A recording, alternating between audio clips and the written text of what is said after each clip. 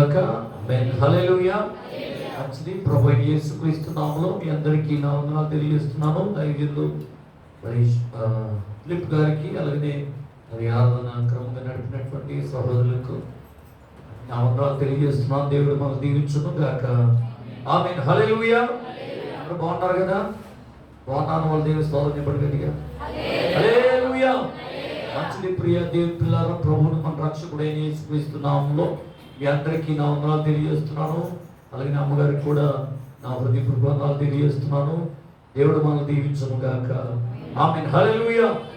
మంచిది. నేటి వాక్య ధ్యానంలోకి వెళ్దాం. పరిశుద్ధ గ్రంథంలో నుండి పేతురు రాసిన పత్రిక 1వ అధ్యాయము 14-15 వచనాలు చదువుదాం. పరిశుద్ధ గ్రంథంలో నుండి నేటి వాక్య ధ్యాన నిమిత్తమై పేతురు రాసిన పత్రిక, మొదటి పత్రిక 1వ అధ్యాయము 14-15 వచనాలు చదువుదాం. నేను పరిశుద్ధుడనై ఉండులాగున ఉన్నాను గనుక మీరును పరిశుద్ధులై ఉండుడని రాయబడి ఉన్నది.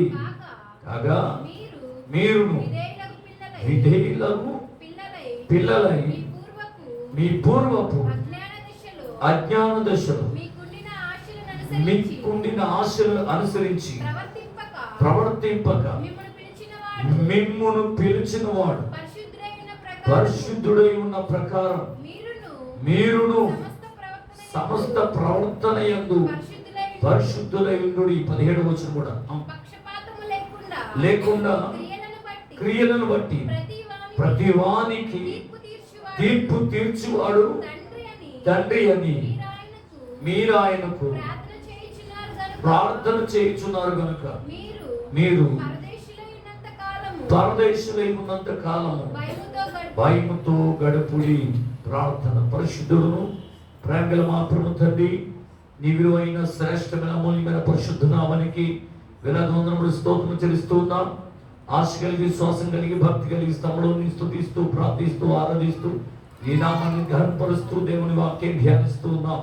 మాతో మీరు నీ మాట్లాడి నీ కార్యములు జరిగించమని, వెనుకల చెవి గ్రహించగా మనసు మాకు దయచేయమని యేసు నామమున ప్రార్థించి వేడుకొంచున్న మా పరమ తండ్రి. ఆమేన్. హల్లెలూయా. మంచిది. ప్రియులారా, ఇక్కడ రాయబడిన మాటలో దేవుని పరిశుద్ధ గ్రంథంలో మొదటి పేతురు 1వ అధ్యాయం 14-15 వచనాల్లో దేవుడు మాట్లాడుతున్న మాట భక్తుల ద్వారా, నేను పరిశుద్ధుడిని ఉండులాగానే మీరును సమస్త విషయంలో పరిశుద్ధులై ఉండండి. పూర్వం మీరు ఎలా ఉన్నా ఇప్పుడు మాత్రం మీరు పరిశుద్ధులుగా ఉండాలని ప్రభువు చాలా విపులంగా తెలియజేస్తున్నాడు. మీ నిమిత్తమే కదా నా నామము అన్యజనుల ఎదుట దూషింపబడుతుంది అని ప్రభువు చెప్తున్నాడు ఇశ్రాయేల్ ప్రజలతో. లేవీకాండం 11వ అధ్యాయం 44 వచనంలో ఈ విషయాన్ని మళ్ళీ చెప్తున్నాడు. చూద్దాం. లేవీకాండం 11వ అధ్యాయము 44 వచనం కూడా ఒకసారి చదువు. నేను దేవుడనే యెహోవాను, నేను మీ దేవుడైన యెహోవాను, పరిశుద్ధుడను గనుక నేను పరిశుద్ధుడును కాబట్టి మీరు పరిశుద్ధులై ఉండుడి. మీరును పరిశుద్ధులై ఉండుడి. మిమ్మును మీరు పరిశుద్ధపరచుకొనుడి. మిమ్మును మీరు పరిశుద్ధపరచుకొనుడి. హల్లెలూయా. ప్రభు చాలా చక్కగా మాట చెప్పాడు. మీ దేవుడైన యెహోవా అనే మాట కదా దేవుడు చెప్తున్నాడు. ఎవరైనా మాట్లాడేది? పేతురు గారు. ఇందాక మనం చదువుకున్న వాక్యంలో పేతురు గారు రాశాడు. ఇదే మాటను మళ్ళా తిరిగి రాశాడు. ఏ మాట? లేవీకాండం 11వ అధ్యాయం 44 వచనంలో రాయబడిన మాటే చెప్పాడు పేతురు గారు. దేవుడే మాట్లాడుతున్నాడు. నేను పరిశుద్ధుణ్ణి కాబట్టి నన్ను వెంబడించే వాళ్ళు, నన్ను ఆరాధించే వాళ్ళు కూడా పరిశుద్ధులుగా ఉండాలని దేవుని యొక్క ఆశ. దేవునికి స్తోత్రం. హల్లెలూయా. కాబట్టి ప్రియులారా, మనము ప్రియులైన పిల్లల వలె పరిశుద్ధులుగా ఉండాలని దేవుని ఇష్టం, దేవుని సంకల్పం. దేవునికి స్తోత్రం. హల్లెలూయా. అందుకనే దేవుని వాక్య గ్రంథంలో మరి యెషయా గ్రంథం 6వ అధ్యాయంలో మనం చదివితే అక్కడ కోట్ల దూతలు ఏమని ఆరాధిస్తూ ఉన్నాయి? ఏమంటే అత్యున్నత సింహాసనం ప్రభువు ఆశీనుడు ఉండగా ఏమంటే ఆయన చుట్టూ 24 సింహాసనాలు వేయబడి ఉన్నాయట. ఆ 24 సింహాసనాల మీద 24 పెద్దలు ఉన్నారు, కిరీటాలు ధరించుకుని. హల్లెలూయా. అలాగనే ఆ సింహాసనం ముందు 7 దీపములు కలిగినటువంటి దీపవృక్షం ఉందంట. దేవుని 7 ఆత్మలు. హల్లెలూయా. అలాగనే 4 జీవులు ఉన్నాయంట. ఆ 4 జీవులకు కూడా 6 రెక్కలు ఉన్నాయి. ఏమంటే బయట లోపల కూడా వాటికి కళ్ళు ఉన్నాయని దేవుని వాక్యంలో రాయబడింది. దేవునికి స్తోత్రం, హల్లెలూయా. అలాగనే ఏమంటే సర్వ సమాజము ఏమంటే ఆయా భాషను మాట్లాడేవాళ్ళు, ఆయా జనాంగంలో వచ్చే ఆ దేశాల నుంచి ఏమంటే పిలువబడిన వారందరూ కూడా గొప్ప సమూహముగా తెల్లని వస్త్రాలు ధరించుకున్న వారిగా ఉన్నారంట. దేవునికి స్తోత్రం. ఆ సింహాసనం ఎదుట కాబట్టి వారు తెల్లని వస్త్రములు ధరించుకున్న వారి పెద్దల సభలో వాళ్ళు ఉన్నారు. ఎవ్వడను ఎప్పుడు లెక్కింపజాలని గొప్ప సైన్యం. హల్లెలూయా. ఈ సైన్యాన్ని చూస్తున్నాడు భక్తుడు. అలాగే ఈ సింహాసనము చుట్టూ అంట ఏమంటే కెరూబులు, సెరూబులు, మీకాయలు, గాబ్రియేలు అటువంటి దూతల సమూహం ఉంది. కోట్లాను కోట్ల దూతల పటాలం ఉంది. దేవునికి స్తోత్రం, హల్లెలూయా. ఆ దూతలకు ఒక్కొక్క దూతకు 6 రెక్కలు ఉన్నాయంట. 2 రెక్కలతో వాడి కాళ్ళు కప్పుకుని, 2 రెక్కలతో వాడి కళ్ళు కప్పుకుని, 2 రెక్కలతో సింహాసనం చుట్టూ ఎగురుచు యెహోవా పరిశుద్ధుడు, పరిశుద్ధుడు, పరిశుద్ధుడు, సర్వలోకము ఆయన మహిమతో నిండి ఉన్నదని గాన ప్రతిగానాలు చేస్తూ ఉంటే ఈ సింహాసనం చుట్టూ ఉన్నటువంటి హల్లెలూయా ఆ ధవమైన సింహాసనం మీద ప్రభు ఆశీనుడే ఉండగా సింహాసనం చుట్టూ ఉన్న 24 పెద్దలు కూడా ఏమంటే వారు కిరీటాలు ఏమంటే ఆ సింహాసనం మీద దగ్గర పెట్టి యేసు పాదాల దగ్గర పెట్టి ఆయన్ని గణపరుస్తూ ఉన్నారు, ఆరాధిస్తున్నారు, మహిమపరుస్తున్నారు. దేవునికి స్తోత్రం, హల్లెలూయా. సర్వలోకము ఆయన మహిమతో నిండి ఉన్నది అని. దేవునికి స్తోత్రం, హల్లెలూయా. కాబట్టి ఆ సన్నివేశం మనం బైబిల్లో యెషయా భక్తుడు చాలా వైపులు చెప్తున్నాడు. యెషయా దేవుని దర్శనాన్ని చూసి దేవుని యొక్క మరి అభిషేకంతో నింపబడి నేను అపవిత్రుడయ్యా, అపవిత్రమైన పెదవుల గల వారి మధ్య నేను నివాసం చేస్తున్నానని ప్రభుతో మాట్లాడినప్పుడు ఎవరి కెరూబులో ఒక కెరూబును పంపిస్తే ఎవరి ఆ యొక్క నిప్పును తీసుకొచ్చి ఎవరిని తన పెదవులు తాకిన వెంటనే తన పాపమంతా పరిహారం అయిపోయింది. దేవుని స్తోత్రం చెప్పండి, హల్లెలూయా. కాబట్టి ప్రియులారా ఇక్కడ నేను చెప్పే మాట ఏంటి అంటే యెహోవా పరిశుద్ధుడు, పరిశుద్ధుడని గాన ప్రతిగానాలు చేస్తూ ఉన్నాయి. ఏమంట కెరూబులు, సెరూబులు ఆయన పరిశుద్ధులే. సమస్త జీవరాశులు ఆయన పరిశుద్ధుడు.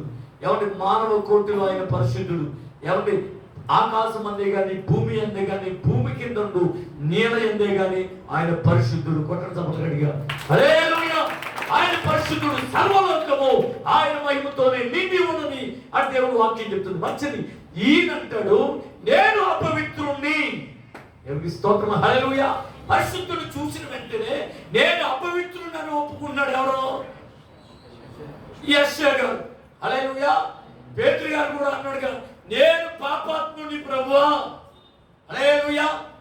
అలాగనే ఒకసారి దైవజనుడి దగ్గర అయ్యా నేను పాపాత్మురాల్ని, నీవు నా ఎదుకు రానేలా, నా కుమారుడు చనిపోనేలా అని దైవజనుడు అడిగింది కదా ఒక ఆమె. ఎవరికి స్తోత్రం, సినిమీరా, హల్లెలూయా. కాబట్టి దేవుడు అద్భుతాలు చేసినప్పుడు, దేవుడు తన మహిమను కనపరుచుకున్నప్పుడు మనం పాపులు అని గ్రహిస్తాం. దేవుని స్తోత్రం, హల్లెలూయా. కాబట్టి ఈరోజు దేవుని మందిరానికి వచ్చిన మనం పరిశుద్ధులమా పాపులమా మనం అర్థం చేసుకోవాలి. దేవుని యొక్క దర్శనాన్ని చూసినప్పుడు, దేవుని వాక్యను విన్నప్పుడు, దేవుని అభిషేకంతో నింపబడినప్పుడు మనం పాపులు అని మనకు అర్థమవుతుంది. దేవునికి స్తోత్రం, హల్లెలూయా. ఇదే ప్రత్యర్థం అంటే. ఆనాడు యెషయా గారు ప్రత్యర్థంతో ప్రభు దగ్గర కోరుకున్నాడు, వేడుకున్నాడు. అప్పుడు దేవుని యొక్క దూత వచ్చి ఆ యొక్క నిప్పును అతను పెదవునికి కాల్చిన వెంటనే పవిత్రుడైపోయాడు. దేవునికి స్తోత్రం, హల్లెలూయా. సరే మంచిది. ఇప్పుడు మనం పరిశుద్ధులమై ఉండాలి. ఏం కలిగి ఉండాలా? పరిశుద్ధులుగా ఉండాలని దేవుడు కోరుకుంటాడు. నేను పరిశుద్ధుడిని, నన్ను వెంబడించే వాళ్ళు కూడా పరిశుద్ధులుగా ఉండాలి, నీతిమంతులుగా ఉండాలని దేవుడు కోరుకుంటున్నాడు. దేవునికి స్తోత్రం, హల్లెలూయా. కాబట్టి ప్రియులారా మనము దేవుడితో సాంఖ్యంలో ఉండాలి, దేవుడు సహవాసం ఉండాలి, దేవుడు మనతో కలిసి సహవాసం చేయాలి. సన్నివేళ కాలంలో ఆదాముతో దేవుడు సహవాసం చేశాడు. దేవునికి స్తోత్రం. యాకోబుతో దేవుడు అన్నాడు, యాకోబు నేను నీకు తోడు అని అన్నాడు. అవును కదా? మన అనుకునే ఆది కాండం 28:15 మాట కనబడుతుంది. హల్లెలూయా, హల్లెలూయా. అలాగనే పరిశుద్ధ గ్రంథంలో ఆది కాండము 39 మనం చదువుతూ కనుక యోసేపుకి యెహోవా తోడై ఉన్నాడు కాబట్టి అని బైబిల్లో మనం చదువుతాం. దేవునికి స్తోత్రం. దేవుడు మనకు తోడుగా రావాలంటే, మనం దేవుడితో కలిసి ఉండాలి అని అంటే మనం పరిశుద్ధులుగా ఉండాలి. దేవునికి స్తోత్రం, హల్లెలూయా. సరే మంచిది. పరిశుద్ధులుగా ఉంటే కలిగే ఆశీర్వాదాలు ఏంటి చూద్దాం. పరిశుద్ధ గ్రంథంలో నిర్గమాకాండం 19వ అధ్యాయము, నిర్గమాకాండం 19వ అధ్యాయము 10వ వచనం సార్ చదువుదాం.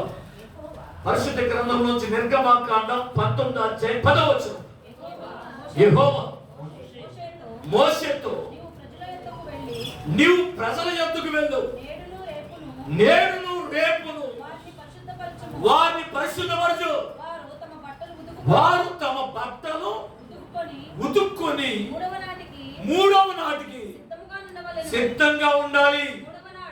మూడవ నాడు యెహోవా ప్రజలందరినీ కన్నుల ఎదుట సీనాయి పర్వతం మీదకి దిగి వచ్చును. దేవుని స్తోత్రం చెప్తాం. హల్లెలూయా. పాయింట్ నెంబర్ 1, మీరు పరిశుద్ధులుగా ఉంటే దేవుడే దిగి వచ్చును. దేవుని స్తోత్రం చెప్పండి. అర్థమైందన్న పాయింట్ గుర్తు పెట్టుకోండి. లాస్ట్ అడుగుతాను. దేవుని స్తోత్రం. హల్లెలూయా. మనం పరిశుద్ధులుగా ఉంటే పరమందున్న దేవుడే మన మధ్యకు దిగి వస్తాడు. దేవుని స్తోత్రం చెప్పండి. మోషే గారు చెప్తున్నాడు, నేడును రేపును ఏం చేయాలంట? జనములను సిద్ధం చేయమన్నాడు. అంటే ఈ రోజు రేపు కూడా జనులు పరిశుద్ధులుగా ఉండాలి. నేడు ఆయన మీ మధ్యకు దిగి రాబోతున్నాడు అని చెప్పాడు. దేవుని ఆత్మాభిషేకం మన మధ్యకు రావాలి అంటే, దేవుని మహిమ మన ఎద్దుకు రావాలి అంటే, దేవుడు మన ఎద్దుకు రావాలి అంటే మనం ఎలా ఉండాలంట? బట్టలు ఉతుక్కోవాలి. బట్టలు ఉతుక్కోవాలా? దేవుని స్తోత్రం చెప్పరా? బట్టలు ఉతుక్కుని బట్టలు వేసుకొచ్చాం కదా మనం. దేవుని స్తోత్రం చెప్పరా? హల్లెలూయా. మనం రోజు ఉతుక్కునే బట్టలు వేసుకుంటున్నాం. మరి ఇక్కడ బట్టలు ఉతుక్కోమని చెప్తున్నాడు ఎందుకు? దేవుని వాక్య గ్రంథంలో యెషయా 63వ అధ్యాయం అనుకుంటా, మా నీతి క్రియలు మురుకు గుడ్డల్లాగా ఉన్నాయి అని అన్నాడు. హల్లెలూయా. మా నీతి క్రియలు మురుకు గుడ్డల్లాగా ఉన్నాయని భక్తుడు చెప్తున్నాడు. అంటే ఇక్కడ వస్త్రాలు దేనితో పోల్చాడు? మన క్రియలతో పోల్చాడు. దేవునికి స్తోత్రం. హల్లెలూయా. ప్రియులారా గమనించాలి, మన క్రియలు మురుకు గుడ్డల్లాగా ఉన్నాయని బైబిల్ గ్రంథంలో చదివినప్పుడు రాయబడింది. మన క్రియలు మార్పు రావాలి, మన క్రియలు మార్చుకోవాలి. ప్రేమ ప్రేమనే క్రైస్తవుడా బోధకటాయని, బ్రతుకొకటాయనే బోధకటాయనే బ్రతుకొకటాయనే. ఏసావు వేషమేసి యాకోబు స్వరము చూపి ఎన్నాళ్ళు మోసగిస్తావు, ఎన్నాళ్ళు మోసపోతావు. నీ హల్లెలూయా. నీ విత్త ఏమిటో నీ కాపు ఏమిటో సరి చూసుకో అని భక్తులు పాడుతున్నాడు ఆత్మహత్య ధ్యానేలు గారు. దేవునికి స్తోత్రం. హల్లెలూయా. కాబట్టి ప్రియులను గమనించాలి, క్రియలు ఒకటి అవుతుంది, మనిషి జీవితం మరొకటి అవుతుంది. దేవునికి స్తోత్రం. హల్లెలూయా. ఎన్నో బోధలు చేయబడుతున్నాయి కానీ మళ్ళా మాత్రం క్రియలో కానీ మాత్రం మార్పు లేదు అని బైబిల్లో చదివింపుడు చెప్తుంది. మంచిది. దేవునికి స్తోత్రం. ఈ వస్త్రాలు దేంతో పోల్చాడు అంటే మళ్ళా పరిశుద్ధ గ్రంథంలో యోవేలు గ్రంథం 2వ అధ్యాయంలో మీ వస్త్రములను కాక మీ హృదయములను చింపుకొనుడి అని బైబిల్లో రాయబడింది. అయితే మన క్రియలు మారాలి, మన హృదయం కూడా మారాలి. దేవునికి స్తోత్రం. హల్లెలూయా. కాబట్టి ఉతుక్కోవడం అంటే ఏం చేయాలి? గొర్రె పిల్ల రక్తములో తమ వస్త్రములను ఉతుక్కుని వాటిని తెలుపు చేసుకోవాలంటాడు. దేవునికి స్తోత్రం. 7వ అధ్యాయం 13వ వచనం చదవసారి. ప్రకటన గ్రంథం 7వ అధ్యాయము 13వ వచనం. హల్లెలూయా. స్తోత్రం. పెద్దలలో ఒకడు తెల్లని వస్త్రములు ధరించుకుని ఉన్నా వీరెవరు ఎక్కడి నుండి వచ్చి ఉన్నారని నన్ను అడిగాను. అందుకు నేను అయ్యా నీకే తెలియనగా అతడు నాతో ఇలాగూ చెప్పాను. మహాశ్రమల నుండి వచ్చిన వీరు మహాశ్రమల నుండి వచ్చిన వారు గొర్రెపిల్ల రక్తములో తమ వస్త్రములను ఉదుక్కొని వాటిని తెలుపు చేసుకుని. దేవునికి స్తోత్రం. హల్లెలూయా. ఇక్కడ యోహాను గారికి 24 పెద్దలు ఒక ఆయన అంటున్నాడు, అయ్యా ఈ ఎవడును లెక్కింపజాలని గొప్ప సైన్యం కనబడుతున్నారని చూస్తున్నావు కదా ఆశ్చర్యంతో. వీరు ఎక్కడ వారో నీకు తెలుసా అని అడిగితే నాకేం తెలుసయ్యా, నేను భూమి మీద నుంచి వచ్చాను, పరమందు నీవు ఉన్నావు కాబట్టి నీకే తెలియదు కదా అని అడిగితే ఆయన చెప్తున్నాడు 24 పెద్దలోకి అయినా వీరు మహాశ్రమంలో నుండి వచ్చిన వారు. దేవునికి స్తోత్రం, హల్లెలూయా.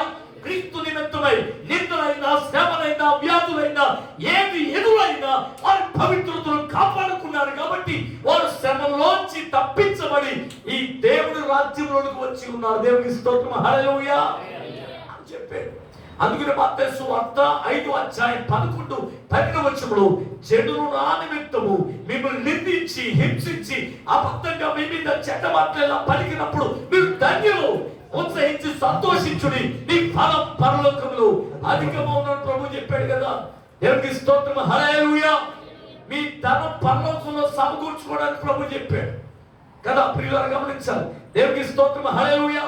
అలాగే లాజరు గురించి ఒక 16వ అధ్యాయంలో మనం చదువుతుంది కనుక అక్కడికి కనబడుతుంది. లాజరు ఏమంటే పేదవాడైనప్పటికీ కూడా ఏమండి తన దేవుని వాక్యానికి విరుద్ధంగా నడిస్తే కనుక ఎన్నో లంచాలు తీసుకోవచ్చు. దేవుని వాక్యానికి విరుద్ధంగా నడిస్తే కనుక ఏమంటే తన యొక్క వెచ్చలవిడి జీవితాన్ని జీవించవచ్చు లోకంలో. హల్లెలూయా. ఏమంటే అన్ని కట్టుకుని జీవించక్కర్లే. ఏమంటే దేవుని చిత్తానికి తన జీవితాన్ని అప్పగించుకుని బ్రతుకుతున్నందువల్ల ఏమంటే బంధువులు స్నేహితులు అందరూ కూడా తనని వెలివేశారు. దేవుని స్తోత్రం, హల్లెలూయా. ఎంత బాధాకరమైన విషయం. ఇంటి వారు కూడా వెలివేస్తే తన యజమానుని బల్ల మీద పడే రొట్టె ముక్కలను కూడా తింటున్నాడు. తనకి కురుపులు వస్తే ట్రీట్మెంట్ చేయించుకోవడానికి కూడా సహాయం లేదంట. ఏమంటే కుక్కలు లాగిన వాటిని కొట్టే ఓపిక కూడా లేదంట. దేవునికి స్తోత్రం. అందరూ అంటారు నువ్వు దేవుడిని నమ్ముకున్నావుగా, నీకెందుకు ఈ బాధలు, నీకెందుకు ఈ కష్టాలు అని ఉండొచ్చు. ఎవరినే? లాజరు గారిని. దేవునికి స్తోత్రం, హల్లెలూయా. కానీ ఏమంటే ఈ ఇహలోక శారీరమైనటువంటి స్వస్థతల గురించి ఆలోచన చేయలే.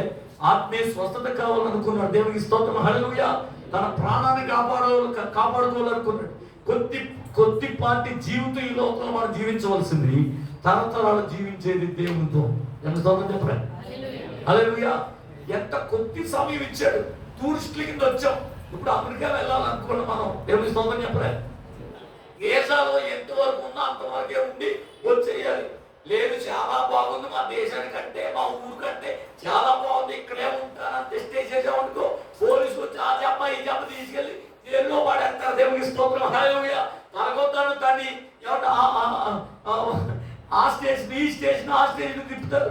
నువ్వు ఎక్కడున్నావు కూడా ఎవరికి తెలియదు. దేవునికి స్తోత్రం. అలా వీసా టైం అయిపోయి పాస్పోర్ట్ ఎక్కడో ఉండిపోయి ఆ తర్వాత పాస్పోర్ట్ పోయి ఎక్కడో జైల్లో ఇరుక్కుపోయి ఎవరి చాలా మంది ఫోన్ చేసి తర్వాత ఎవరినో అడిగి ఫోన్ చేసి అయ్యా నా పరిస్థితి అని ఏడ్చిన వాళ్ళు లేకపోలేదు. దేవునికి స్తోత్రం, హల్లెలూయా. అలాగే 3-4 ఎవరిని తప్పించబడి మళ్ళా వారి ఇంటికి వచ్చేసారు. దేవునికి స్తోత్రం, హల్లెలూయా. కాబట్టి ప్రియులారా వారి ఆత్మని ఏమంటే వాళ్ళ ప్రాణం గురించి ఎవరు అడగడానికి కూడా అర్హత ఉండదు. ఎందుకంటే టైం అయిపోయాక అక్కడ ఉండడానికి వీలు లేదు. దేవునికి స్తోత్రం, హల్లెలూయా. ఒకవేళ వాళ్ళు ఎక్కడన్నా ఉన్నారని తెలిస్తే కనుక ఇక్కడ మన దేశస్తుల్ని ఎవరిని సంప్రదిస్తే, మన అధికారులను సంప్రదిస్తే అక్కడ ఉన్న అధికారులతో మాట్లాడతారు. ఒకవేళ వాళ్ళ కస్టడీలో ఉన్నాడని తెలిస్తే పంపిస్తారు. లేదంటే వాళ్ళ జీవితం అగమ్య గోచరం. ఎందుకు స్తోత్రం చెప్పలే. కాబట్టి ప్రియులారా తూటి కింద పేర్చి పడేసినా ఏం చేసినా అడిగే అర్హత లేదు, పర్మిషన్ లేదు, పాస్పోర్ట్ లేదు. కాబట్టి ప్రియులారా ఎంతకాలం ఉండాలో అంతకాలమే ఉండాలి. ఏమన్నా అక్కడ బాగుంది ఇక్కడే ఉంటానంటే ఉండడానికి వీలు లేదు. నరులారా తిరిగి రండి మన రెప్పపాటుని ఏం చేయాలా వదిలేసి వెళ్ళిపోవాలి. దేవుని స్తోత్రం.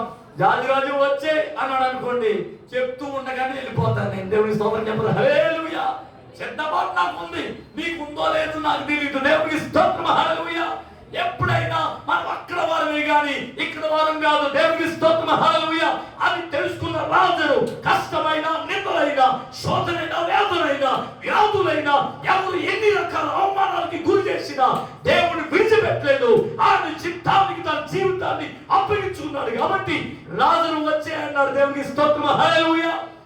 లాజరు ఎవరి ఆత్మను దేవునికి సమర్పించుకున్నాడు. దేవదూతలు వచ్చేసినాయంటే ఎక్కడి నుంచి? పరలోకం నుంచి. కొట్టని చప్పట్లు గట్టిగా హల్లెలూయా. పాపం స్థానం లేదు కాబట్టి, ఎవరు వాసం కొడుతున్నాడు కాబట్టి కనీసం ఎవరు కూడా సమాధిగా అర్పణ చేయడానికి రాలేదంట. ఎందుకు స్తోత్రం చెప్పలే. కానీ ఎవరు వచ్చారంటే ఇప్పుడు దేవదూతలు వచ్చారు, కొట్టని తనకి అడిగా. కొన్ని రోజులు ధనవంతుడు చచ్చిపోయాడు. ఊరు వాడు అందరూ ఏకమైపోయాడు. మా ఏలి ఇచ్చిన జ్ఞానమా కొడుకు. దేవుడికి సొంతం చెప్పలే. ఇప్పుడు ఎవరిని అధికారం ఉన్నాడు అనుకోండి, ఆ అధికారం ఎవరనుకుంటారు? మా ఆవిడి, ఆ చిన్నాన, ఆ బామ్మర్తి, వాళ్ళ కూతురు, వాళ్ళ అల్లుడు, వాళ్ళ బాబాయ్. మా ఆవిడే మా సొంతం అని చెప్పుకుంటాం. దేవుడికి సొంతం చెప్పలేదు. కాబట్టి ఇలాంటి లాజరు జీవితం జీవించడం ఎవరైనా మనోడని చెప్పుకుంటావా? కనీసం వాళ్ళ ఇంటి దరిదాపులకి వెళ్తావా? దేవుని సోదం చెప్పలేదు. ఆదరణ లేదు, దిక్కు లేదు. దేవుని చిత్తానికి తన జీవితాన్ని అప్పగించుకున్నాడు. దేవదూతలు వచ్చి ఆత్మను తీసుకెళ్ళి తర్వాత టికెట్ కొట్టేసాడు. వాడు దానందరూ చచ్చిపోతే ఊరు వారు అందరూ ఏకమైపోయి ధూమ్ధామ్గా ఏం చేశారు? పక్షం చేశారు. దేవుని స్తోత్రం, హల్లెలూయా. బ్రతుకుండగా పూరు కూడా పెట్టగా వీళ్ళు చచ్చిపోయాక ఏం చేస్తారంట? 10 ఏకపోతులు 20 ఏకపోతులు ఏం చేసాం, ఊరంతా ఒక రకం చేసేసామని చెప్పుకుంటారు వీళ్ళు. దేవుని స్తోత్రం చెప్పలే. దేవుని స్తోత్రం. అలాంటి దాఖలు చాలా ఉన్నాయి. చచ్చిపోయిన తర్వాత వాళ్ళు వచ్చి సమాధి మీద కూర్చుని వీళ్ళు పెట్టి అని తింటారా? ఆ ఓడికి ఏమిటో తెచ్చండి,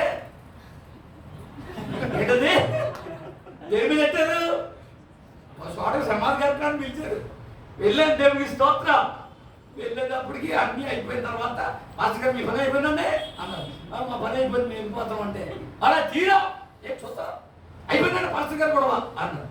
బ్యాంక్ నుంచి జేబుని తీసాడు ఒకటి. హాయ్ ఏంటన్నా? అది ఏం లేదండి, చాలా ఎక్కువ మా వాడికి అన్నారు. వాళ్ళు రాకపోతే ఏంటనుకున్నారు అని చెప్పి 4 సువార్తలు ఎత్తే తీసేయండి అని. దేవునికి స్తోత్రం, హల్లెలూయా. ఇంకో మాట చెప్తాను. తాడేపల్లిగూడు పట్టణంలో ఒక పాస్టర్ నన్ను ఈ సమాధి కార్యక్రమం అదే ఈ ఆదరణ కొడుక్కి వాకింగ్ చెప్పడానికి రమ్మన్నాడు. సభలకు పిలుస్తారు కానీ ఏదైనా ఫంక్షన్కి పిలుస్తారు కానీ దేనికి పిలిచాడు? ఇప్పుడు ఆదరణ కొడుకుని వాకింగ్ చెప్పడానికి పిలిచాడు. ఇదేంటయ్యా బాబు, మీరు సన్న విశ్వాసులు కాబట్టి మీరు చెప్పుకోండి అంటే, కాదండి అన్ని వస్తారు, మీరు 2 మాటలు చెప్తారని అని అన్నాడు. సరే అయితే వస్తానులే అన్నారు. దేవుని స్తోత్రం, హల్లెలూయా. ఆయన ఎవరో తెలియదు కదా నాకు అంటే, అయినా పర్లేదు మీరు వచ్చి వాక్యం చెప్పండి, ఎవరో కూడా మీకు ఎందుకు అన్నాడు. సరే వెళ్ళాను. వెళ్ళిన తర్వాత బయట పేద కథ కూడా పెట్టారు. దేవుని స్తోత్రం. ఈడ అరే ఇతను చనిపోయాడు అని అనుకున్నాను. సరే ఆ వ్యక్తి ఎలాంటాడో నాకు తెలుసు. దేవుని స్తోత్రం చెప్పరా. ఒకవేళ ఏమన్నా మారాడేమో, మార్మనస్పుని బాప్తిసం పొందేదేమో, ఈ లోపు పిలిపొచ్చాడు వెళ్ళిపోయి ఉంటాడు అని అనుకున్నా. సరే బాగా ఉంది. కూర్చున్నాం. పాస్టర్లు అందరూ కూర్చున్నారు వరుసగా. అందరూ గ్రీటింగ్ చెప్తున్నారు. అయ్యగారు అలాగా, అయ్యగారు ఇలాగా, పరలోకంలో ఆయన ఏం చెప్పాను చెప్పాను. పరలోకంలో దేవుని సౌఖ్యమనందు ఆయన సింహాసనం కూర్చుంటాడు. ఆయన ఒళ్ళో కూర్చుంటాడు. ఆయన పైపు కిరీటం ఇస్తాడు, ప్రభావ కిరీటం, ప్రశస్త కిరీటం, ప్రశస్త వస్త్రం ఎన్ని చెప్పాను ఒక్కొక్కరు. అంతకుముందు నేను పక్కన పాస్టర్ ఎలా చనిపోయాడు, ఎప్పుడు బాప్తిజం పొందాడు, ఈ మధ్య చచ్చిపోతున్నాడా అన్నట్టు. ఎప్పుడో తీసుకున్నాడని బాప్తిజం అన్నాడు. ఎప్పుడు తీసుకున్నాడంట? చాలా రోజులు ఏంటంట. కానీ మరి వస్తున్నాడు, ఎక్కడ వస్తాడని అప్పుడప్పుడు వస్తాడండి. కానీ తీసుకున్న పాపాన్ని కర్మం చేయాలి కదా అని అన్నాడు. అంటే ఈలోపు తాగి తడిసి తమ్మనాలాడి చాలా చేసేసాడు. నేను స్తోత్రం చెప్పలే. ఆ వ్యక్తి ఎలాంటోడో నాకు తెలుసు. ఇప్పుడు ఈ పాత్రికలు అందరూ ఏం చెప్తున్నారు ఇక్కడ? అయ్యగారు అలాగా, అయ్యగారు ఇలాగా, యేసు ప్రభు ఒళ్ళో కూర్చుంటాడు, ఆయన మహిమ కిరీటం, ప్రశస్త కిరీటం ఇవన్నీ చెప్తుంటే నాకు పక్క ఉక్రోషం, బాధ వచ్చేస్తుంది. ఎందుకని ఈ పేదం వచ్చేవాడు బాప్తిజం పొందాడు. తర్వాత కొన్ని రోజులు నిష్టగా ఉన్నాడు. 1 సంవత్సరం 6 నెలలు నిష్టగా వచ్చాడు. తర్వాత మళ్ళీ మొదలయ్యేది ఇది ఏమన్నాడు? అన్నీ మొదలు తీసాడు. మరి ఎమ్మిది కానించి ఇప్పుడు దాకా బాప్తిజం పొందిన కానించి చూపు ద్వారా, మాట ద్వారా, ప్రవర్తన ద్వారా ఎక్కడైనా దేవుడికి వ్యతిరేకంగా ఉంటామేమో అని మమ్మల్ని మేము నలగొట్టుకుని చాలా జాగ్రత్తగా దేవుని భక్తిలో, దేవుని భయంలో మేము ఉంటే ఒకవేళ రాకడ వస్తే మేము ఎక్కడ ఉంటామంట? మాకంటే ముందుగా వీడు వెళ్ళిపోయి యేసు ప్రభు సింహాసనం కూర్చుంటే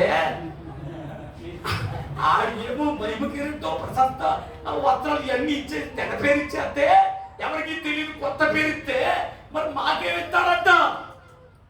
మేమెక్కడికి వెళ్ళాలి? చాలా బాధ వచ్చింది నాకు. వస్తుందా రాదా? వస్తుందా రాదా చెప్పండి. ఇప్పుడు మనం ఇంత భక్తిగా లోకం అందరూ ఇష్టం విడిగి తిరుగుతుంటే మన మందిరానికి వచ్చి ఎంతో భక్తి శ్రద్ధలతో ప్రభావం చేసి ఆరాధన చేస్తున్నాం. ఆడేమో విడిగి తిరిగేసి చచ్చిపోయి పరలోకం కొట్టేశాడు. మనం ఎక్కడ ఉంటాం ఇప్పుడు? ఆడ ముందు కూర్చోవాలి. ముందు అసలు నేను స్తోత్రం చెప్పండి. నాకు ముక్కు కోసం బాధ వచ్చి తర్వాత మైకి తీసుకుని మొదలెట్టా. జాగ్రత్త, వాని క్రియలు తప్పున ప్రతి వానికి సిద్ధపరిచిన జీవితం ఉంది. లక్షణుడిగా జీవిస్తూ ఆలోకం కావాలనుకుంటున్నారా? జాగ్రత్త, వాని క్రియల పరమ చెప్పిన తీర్పులో కొత్తగాడు ఎవడో ఇప్పుడు దాకా పెడతాడు అనుకున్నవాడు ఒక్కసారి కదా చూస్తున్నాను. అవంక ఎవరో వాళ్ళ ఆవిడ గారు, వాళ్ళ పిల్లలు, వాళ్ళ బంధువులు అందరూ కూడా పలా పిల్ల తెలుగు సోదరు చెప్పడే మరి గుళ్ళో రాయడేసినట్టే కదా. తీర్పులోకి వస్తాడు. తీర్పులోకి వచ్చాడా అయిపోయింది ఆ జీవితం. ఎవరి సోదరు గేట్ దగ్గర ఉంటాడు కదా. ఇప్పుడు తీర్పులోకి రాకుండా మనం ఎక్కడికి వెళ్ళాలి చెప్పండి? తీర్పులోకి రాకుండా ఎక్కడికి వెళ్ళిపోతాం మనం? హల్లెలూయా.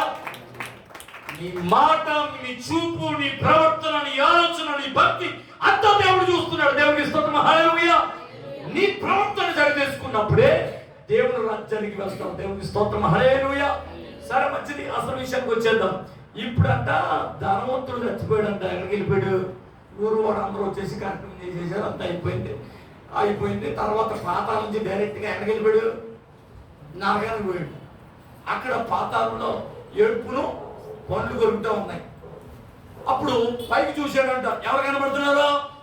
తండ్రి అయిన అబ్రహాము రొమ్మున లాజరు కనబడుతున్నాడు. ఆ లాజరు ఎంతో ఆనందంగా ఉన్నాడు. దేవునికి స్తోత్రం. హల్లెలూయా. ఆనందంగా గడుపుతున్నాడు. ఎప్పుడు భూమి మీద అంత ఆనందంగా ఉండడు ఎప్పుడు చూడలేదంటే ఎవరు? ధనవంతుడు. ఎప్పుడు ఆనందంగా ఉండేవాడేమో ధనవంతుడు. ఏమంటే ఎప్పుడు వేదనతో ఉండేవాడు ఎవరో? లాజరు గారు. ఇప్పుడేమో ఆనందంగా ఉండేవాడు ఎవరంటే ఇప్పుడు లాజరు. వేదనతో ఏడుపును పండ్లు కొరుకునేవాడు ఎవడప్పుడు? ధనవంతుడు. చూడండి, మొత్తం మారిపోయిందా సీను? చెప్పరా? మారిపోయిందా? దృష్టి యొక్క ఇష్టము చొప్పున జీవించాడు కాబట్టి ఇక్కడ మారిపోయింది కదా. ఇప్పుడు తండ్రి అయిన అబ్రహాముతో మాట్లాడుతున్నాడు. ఓ తండ్రి అయిన అబ్రహామా, ఒక్కసారి లాజరు పంపించు. అతని యొక్క కొనవేలు, చిటికిన వేలు నీటిలో ముంచిన నాలుగు తనపడానికి ఆజ్ఞాపించు మహాప్రభు అని అన్నాడు. ఎందుకు స్తోత్రం. ఆయన అన్నాడు, అక్కడ వారు ఇక్కడికి కానీ ఇక్కడ వారు అక్కడికి కానీ రావడానికి వీలు లేదయ్యా అన్నాడు. ఎందుకు స్తోత్రం.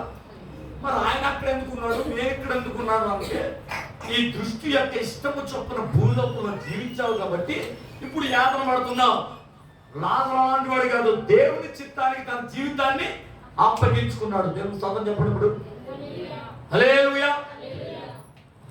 ఇక మనలో ఒక డిసైడ్ అయిపోయాడు. ఇంకెలాగో నేను బతికి బయటికి రాలేదు కాబట్టి ఇంకా నా సహోదరులు ఎంతమంది ఉన్నారు భూమి మీద? 5 సహోదరులు ఉన్నారు. చచ్చిపోయిన వాళ్ళు ఒకరిని పరలోకం నుంచి కానీ నరకం నుంచి కానీ ఒకరిని భూమి మీదకి పంపిస్తే వాడు వెళ్ళి నా సహోదరులకు వాక్యాన్ని చెప్తాడు.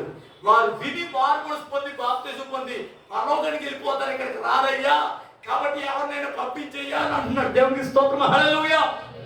వీళ్ళరా బ్రతుకున్న మేము చెప్తుంటే వినట్లేదు కానీ జనం చచ్చిపోయిన వాళ్ళు చెప్తే ఏంటారా? చెప్పలేదండి. ఇప్పుడు మా తాతో ముత్తాతో ఎవరో వెళ్ళిపోయారు. వాళ్ళు వచ్చి ఇప్పుడు వైకిట్టుకుని ప్రియులారా అని అంటే ఏం చేస్తారు మీరు? ఉంటామా? మీరు ఎలాగో నాకు తెలియదు కానీ నేను మాత్రం పారిపోతానమ్మా. దేవునికి స్తోత్రం. హల్లెలూయా. కాబట్టి ప్రియులారా, ఒకసారి కొల్లేరులో నేను ఆల్రెడీ చెప్పాను. కొల్లేరులో ఒక సంఘం ఉందమ్మా. కొల్లేరు. ఆ కొల్లేరు వెళ్ళానండి. ఆ బైక్ పాడైపోతే బస్సు మీద వెళ్ళాను. రోజుకి ఒక బస్సే ఉంటుంది, పొద్దున సాయంత్రం. దేవునికి స్తోత్రం. అయితే ఆ బస్సు దిప్పి గుడివాళ్ళకి వెళ్ళి మళ్ళా తిరిగి వచ్చేస్తుంది మనవారు. కాబట్టి ఈలోపు మలవరంలో సంఘం ఉంది, అక్కడ వాక్యం చెప్పి నేను మళ్ళా 9 గంటలకల్లా అవగొట్టేసాను. 7 గంటల 6:30 దిగాను, 9 గంటలకల్లా మళ్ళా రిటర్న్ వచ్చేస్తుంది. ఏంటది? బస్సు. దేవునికి స్తోత్రం. అది చాలా కుగ్రామం లోపల ఏది, చుట్టూ అన్ని చెరువులే, చూసినంత మేరకు చెరువులు అన్ని. ఆ మధ్యలో ఒక ఊరు ఉంటుంది, అక్కడ మనకి సంఘం ఉంది, అక్కడికి వెళ్ళి వాక్యం చెప్తే వెళ్ళా. సరే నేను బస్సు దిగిన వెంటనే ఒక ఆవిడ వాకులు ఉడుతుంది, చీపురు పాడేసి అయ్యారు వందనాలు అండి అని. వందనాలు అమ్మ అన్న. అందరూ బాగున్నారండి, అందరూ బాగున్నారండి అని అంతా కుసి ప్రశ్న అడిగింది. అందరూ బాగున్నామమ్మా అన్నాం. దేవునికి స్తోత్రం. మీరు బాగున్నారంటే అంతా బాగున్నామండి అంది. ఓకే, కుశల ప్రశ్న అడిగింది, వెళ్ళిపోయాను. ఆ పక్కనే ప్రార్థన, ఆ ఇంట్లో అందరూ కూడా ఇరుగు పొరుగు వాళ్ళు అందరూ వచ్చారు, చక్కగా ప్రార్థన అయిపోయింది. నేనేం చేశానంటే అలవాట్లో పొరపాటు, మన వాళ్ళకి స్టార్టింగ్ ప్రాబ్లం ఎండింగ్ ప్రాబ్లం కదా. పాట పాడినంటే పాడే అంటారా? దేవునికి స్తోత్రం. ఆ తర్వాత మొదలెట్టాక ఇంక ఆపరేయాల్లో పాడిందే పాడి పాసిబుల్ దోశ అన్నట్టు పాడతానే ఉంటారు. మళ్ళీ శరణం మళ్ళీ మొదలెట్టేస్తారంటే దేవునికి స్తోత్రం. ఆపండు శరణం అయిపోయిందని సరే ఆపడం. Starting problem ending problem.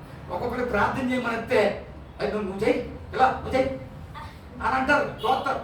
పొరపాటును మొదలు పెట్టారంటే ఎక్కడ నుంచి ఇచ్చారో కూడా ఆదికాండం నుంచి ప్రకటన గ్రంథం, అవసరమైతే ప్రకటన గ్రంథం నుంచి మళ్ళీ ఆదికాండం. దేవుని స్తోత్రం. నేను పొరపాటును వాక్యం అయిపోయిన తర్వాత వీళ్ళు ప్రేరేపణ కలిగిన వారు ఎవరైనా ఉంటే ప్రార్థన చేయండి అన్నాను. దేవుని స్తోత్రం. నాకు టైం అయిపోతుంది అనొచ్చా అంతే మొదలెట్టింది ఒక దీనమ్మ గారు. దేవుని స్తోత్రం చెప్పలేదు. పరిశుద్ధుడా ప్రేమ మొదలెట్టేసి ఆదికాండం నుంచి మొదలైంది. నిర్గమాకాండం, లేవికాండం, సంఖ్యాకాండం, యుధిప్రేసుకుని ఆగట్లే. బండి యెహోషువ గ్రంథం, ఇంక మొత్తం ఇవన్నీ సరిగేస్తుంది. ఇంక వెళ్ళిపోతుంది, అమ్మో ఆగట్లేదు అనుకున్నాం. తర్వాత మలాగి దాకా వచ్చే కాకపోద్ది అనుకున్నాను. మలాగి గారు కూడా ఆగల మొదలెట్టిన మత్తయి సువార్త మొదలెడినా అమ్మో ఇంక వెళ్ళిపోయింది. ఏంటిది? ఆజ్ఞేస్తుంది. నేను అంటాను ఆమేన్ ఆమేన్ అని అంటుంటే ఉజ్జీవంగా అన్నారు అనుకుని మళ్ళీ ఇంకా ఎక్కువ చేసేస్తుంది ఆవిడ. కానీ అని వదిలేసాడు. సత్యం. దేవుని స్తోత్రం. సత్యం. తర్వాత ప్రకటన దాకా వచ్చాక ఆమేన్ ఆనందం అర్థమైపోద్దిగా. ప్రకటన దాకా ఆగదని అంటే వాక్యం అక్కడ పుస్తకాలు చదవట్లే, అంటే ప్రార్థన అలా మొదలెట్టింది. దేవుని స్తోత్రం. సరే ప్రకటనకు వచ్చి ఆమెన్ అంది. అప్పుడు తర్వాత ఆమెన్ అన్నాక అందరూ అవడం కానీ అవంగా చూస్తున్నారు. దేవుని స్తోత్రం. సరే ఇంక నేను చల్లారిపోయాను. స్తోత్రం ప్రార్థన చేద్దాం మాకని చిన్నది ముగించేసాను, అయిపోయింది. తర్వాత మంచం వేసి పడుకొని జాలిగారు జాలిగరే దేవుని స్తోత్రం. ఏంటంటే వచ్చింది కదా బస్సు, పొద్దుకొచ్చింది, వెళ్ళిపోయింది. తెల్లారి గంటలు మళ్ళీ తెల్లారి 7:30 ఉందంట. ఏంటిది? బస్సు. అక్కడేమో హెలికాప్టర్ లాగా ఉన్నాయి. ఏంటయ్యి? హెలికాప్టర్ లాగా ఉన్నాయి. ఏంటయ్యి? దోమలు. దేవుని స్తోత్రం. హల్లెలూయా. ఏం చేయాలో తెలియదు, అయినా నీకో దన్నం. అవి మామూలుగా మోగట్లే, ఏది తేడు పట్టు పట్టినట్టు పట్టేస్తున్నాయి. ఆ రాత్రంతా జాగారమే, 1:30 దాకా నిద్ర పట్టలే. ఓన్లే పట్టిందిరా బాబు నిద్ర అంటే 3:30కి వచ్చేసింది మహాతల్లి. గంటలకాడ అదే సందకాడ ఊడిసింది కదా, కుశల ప్రశ్నలు అడిగింది కదా, ఆవిడ 3:30కి వచ్చింది. అక్కడ 3ంటికి లేచిపోతారంట అందరూ. 3ంటికి లేచి ఏడకి వెళ్ళిపోతారు. దేనికి? చెరువులు చేపలు పడతాయి. వాళ్ళందరూ కోలాహలంగా ఉంటుంది. మనమైతే పెందల కాడ 7ంటికే నిద్ర అవుతారు. ఎవరో అక్కడ వాళ్ళు మనవాళ్ళకి పిశాచిం దాకా 2 దాకా ఆ సెల్ ఫోన్ నుంచి బయటికి రావట్లే. దేవుని స్తోత్రం. హల్లెలూయా. వీళ్ళని గమనించారు. మొత్తం మీద ఏం జరిగింది అంటే పాపం మొత్తం మీద ఏమైంది? 7ంటికి అలా పడుకుంటారు, తెల్లారి 3ంటికి లేచిపోతారు. మనకేమో టైం ఉండదు కదా. నాకు 4:30కి వెళ్ళిపోతుంది ప్రార్థన టైం. సరే ఇప్పుడు 3:30కి వచ్చేసిందంట ఆవిడ. 3:30కి వచ్చేసి తుప్పుడు మీద తుప్పుడు వేసుకుని కూర్చున్నాక ఇప్పుడు జాజీగారు లేకపోతే ఆయన ఇప్పుడు దాకా పడుకోలేదు. 2 ఉన్నాడు లేకపోతే అన్నాడంట పాపం ఆ ఇంటికి ఆయన షాప్ కాబట్టి ఆ షాప్ దగ్గరికి అందరూ వచ్చేస్తారు కాబట్టి లేకపోతే అన్నారంట. లేపలేదు. సరే బాగా 3:30కి లేచారు. స్తోత్రం హల్లెలూయా మొదలెట్టేటప్పటికి మొదలెడదామని వాకించేటప్పుడు ఏం జాజీగారు మీకోసం ప్రార్థన చేసుకుంటా ఆవిడ వచ్చారండి, పక్క ఆవిడ ఇంటి పక్క ఆవిడ. సరే ఎప్పుడు వచ్చారు? 3:30కి వచ్చిందంటే 1:30 అదే గంట దాకా వెయిట్ చేసిందని కూర్చుందండి పాపం. అంటే ఓ చలితో ఊగిపోతుంది, చలి చేయాలనుకుంటా అన్నాడు. సరే వచ్చా. ఏంటమ్మా ఏంటి సంతకాలు బాగా ఉన్నా కుశల ప్రశ్నలు అడిగావు కదా ఏంటి అంటే చలి జ్వరం వచ్చేసిందండి అన్నాడు. చలి జ్వరం ఎందుకు వచ్చిందమ్మా అంటే ఏంటోనంటే రాత్రి అంతా పీడకల్లండి మా కళ్ళలోకి వచ్చిందండి, దెబ్బతో ఆ కళ్ళలో భయం వేసిందండి, అందుకని నాకు జ్వరం వచ్చేసింది అన్నాను. సొంతం చెప్పండి, కళ్ళలోకి వస్తేనే భయపడిపోతే రాత్రి ఇక్కడ ప్రార్థన జరుగుతుంది, పాటలు పెద్ద పెద్ద కేకలేస్తా ఆరాధన చేసి వాక్యం చెప్పి అన్ని జరుగుతుంది, పక్కింటి ఎవరు రావచ్చుగా ప్రార్థనకి. స్తోత్రం రాలేదు.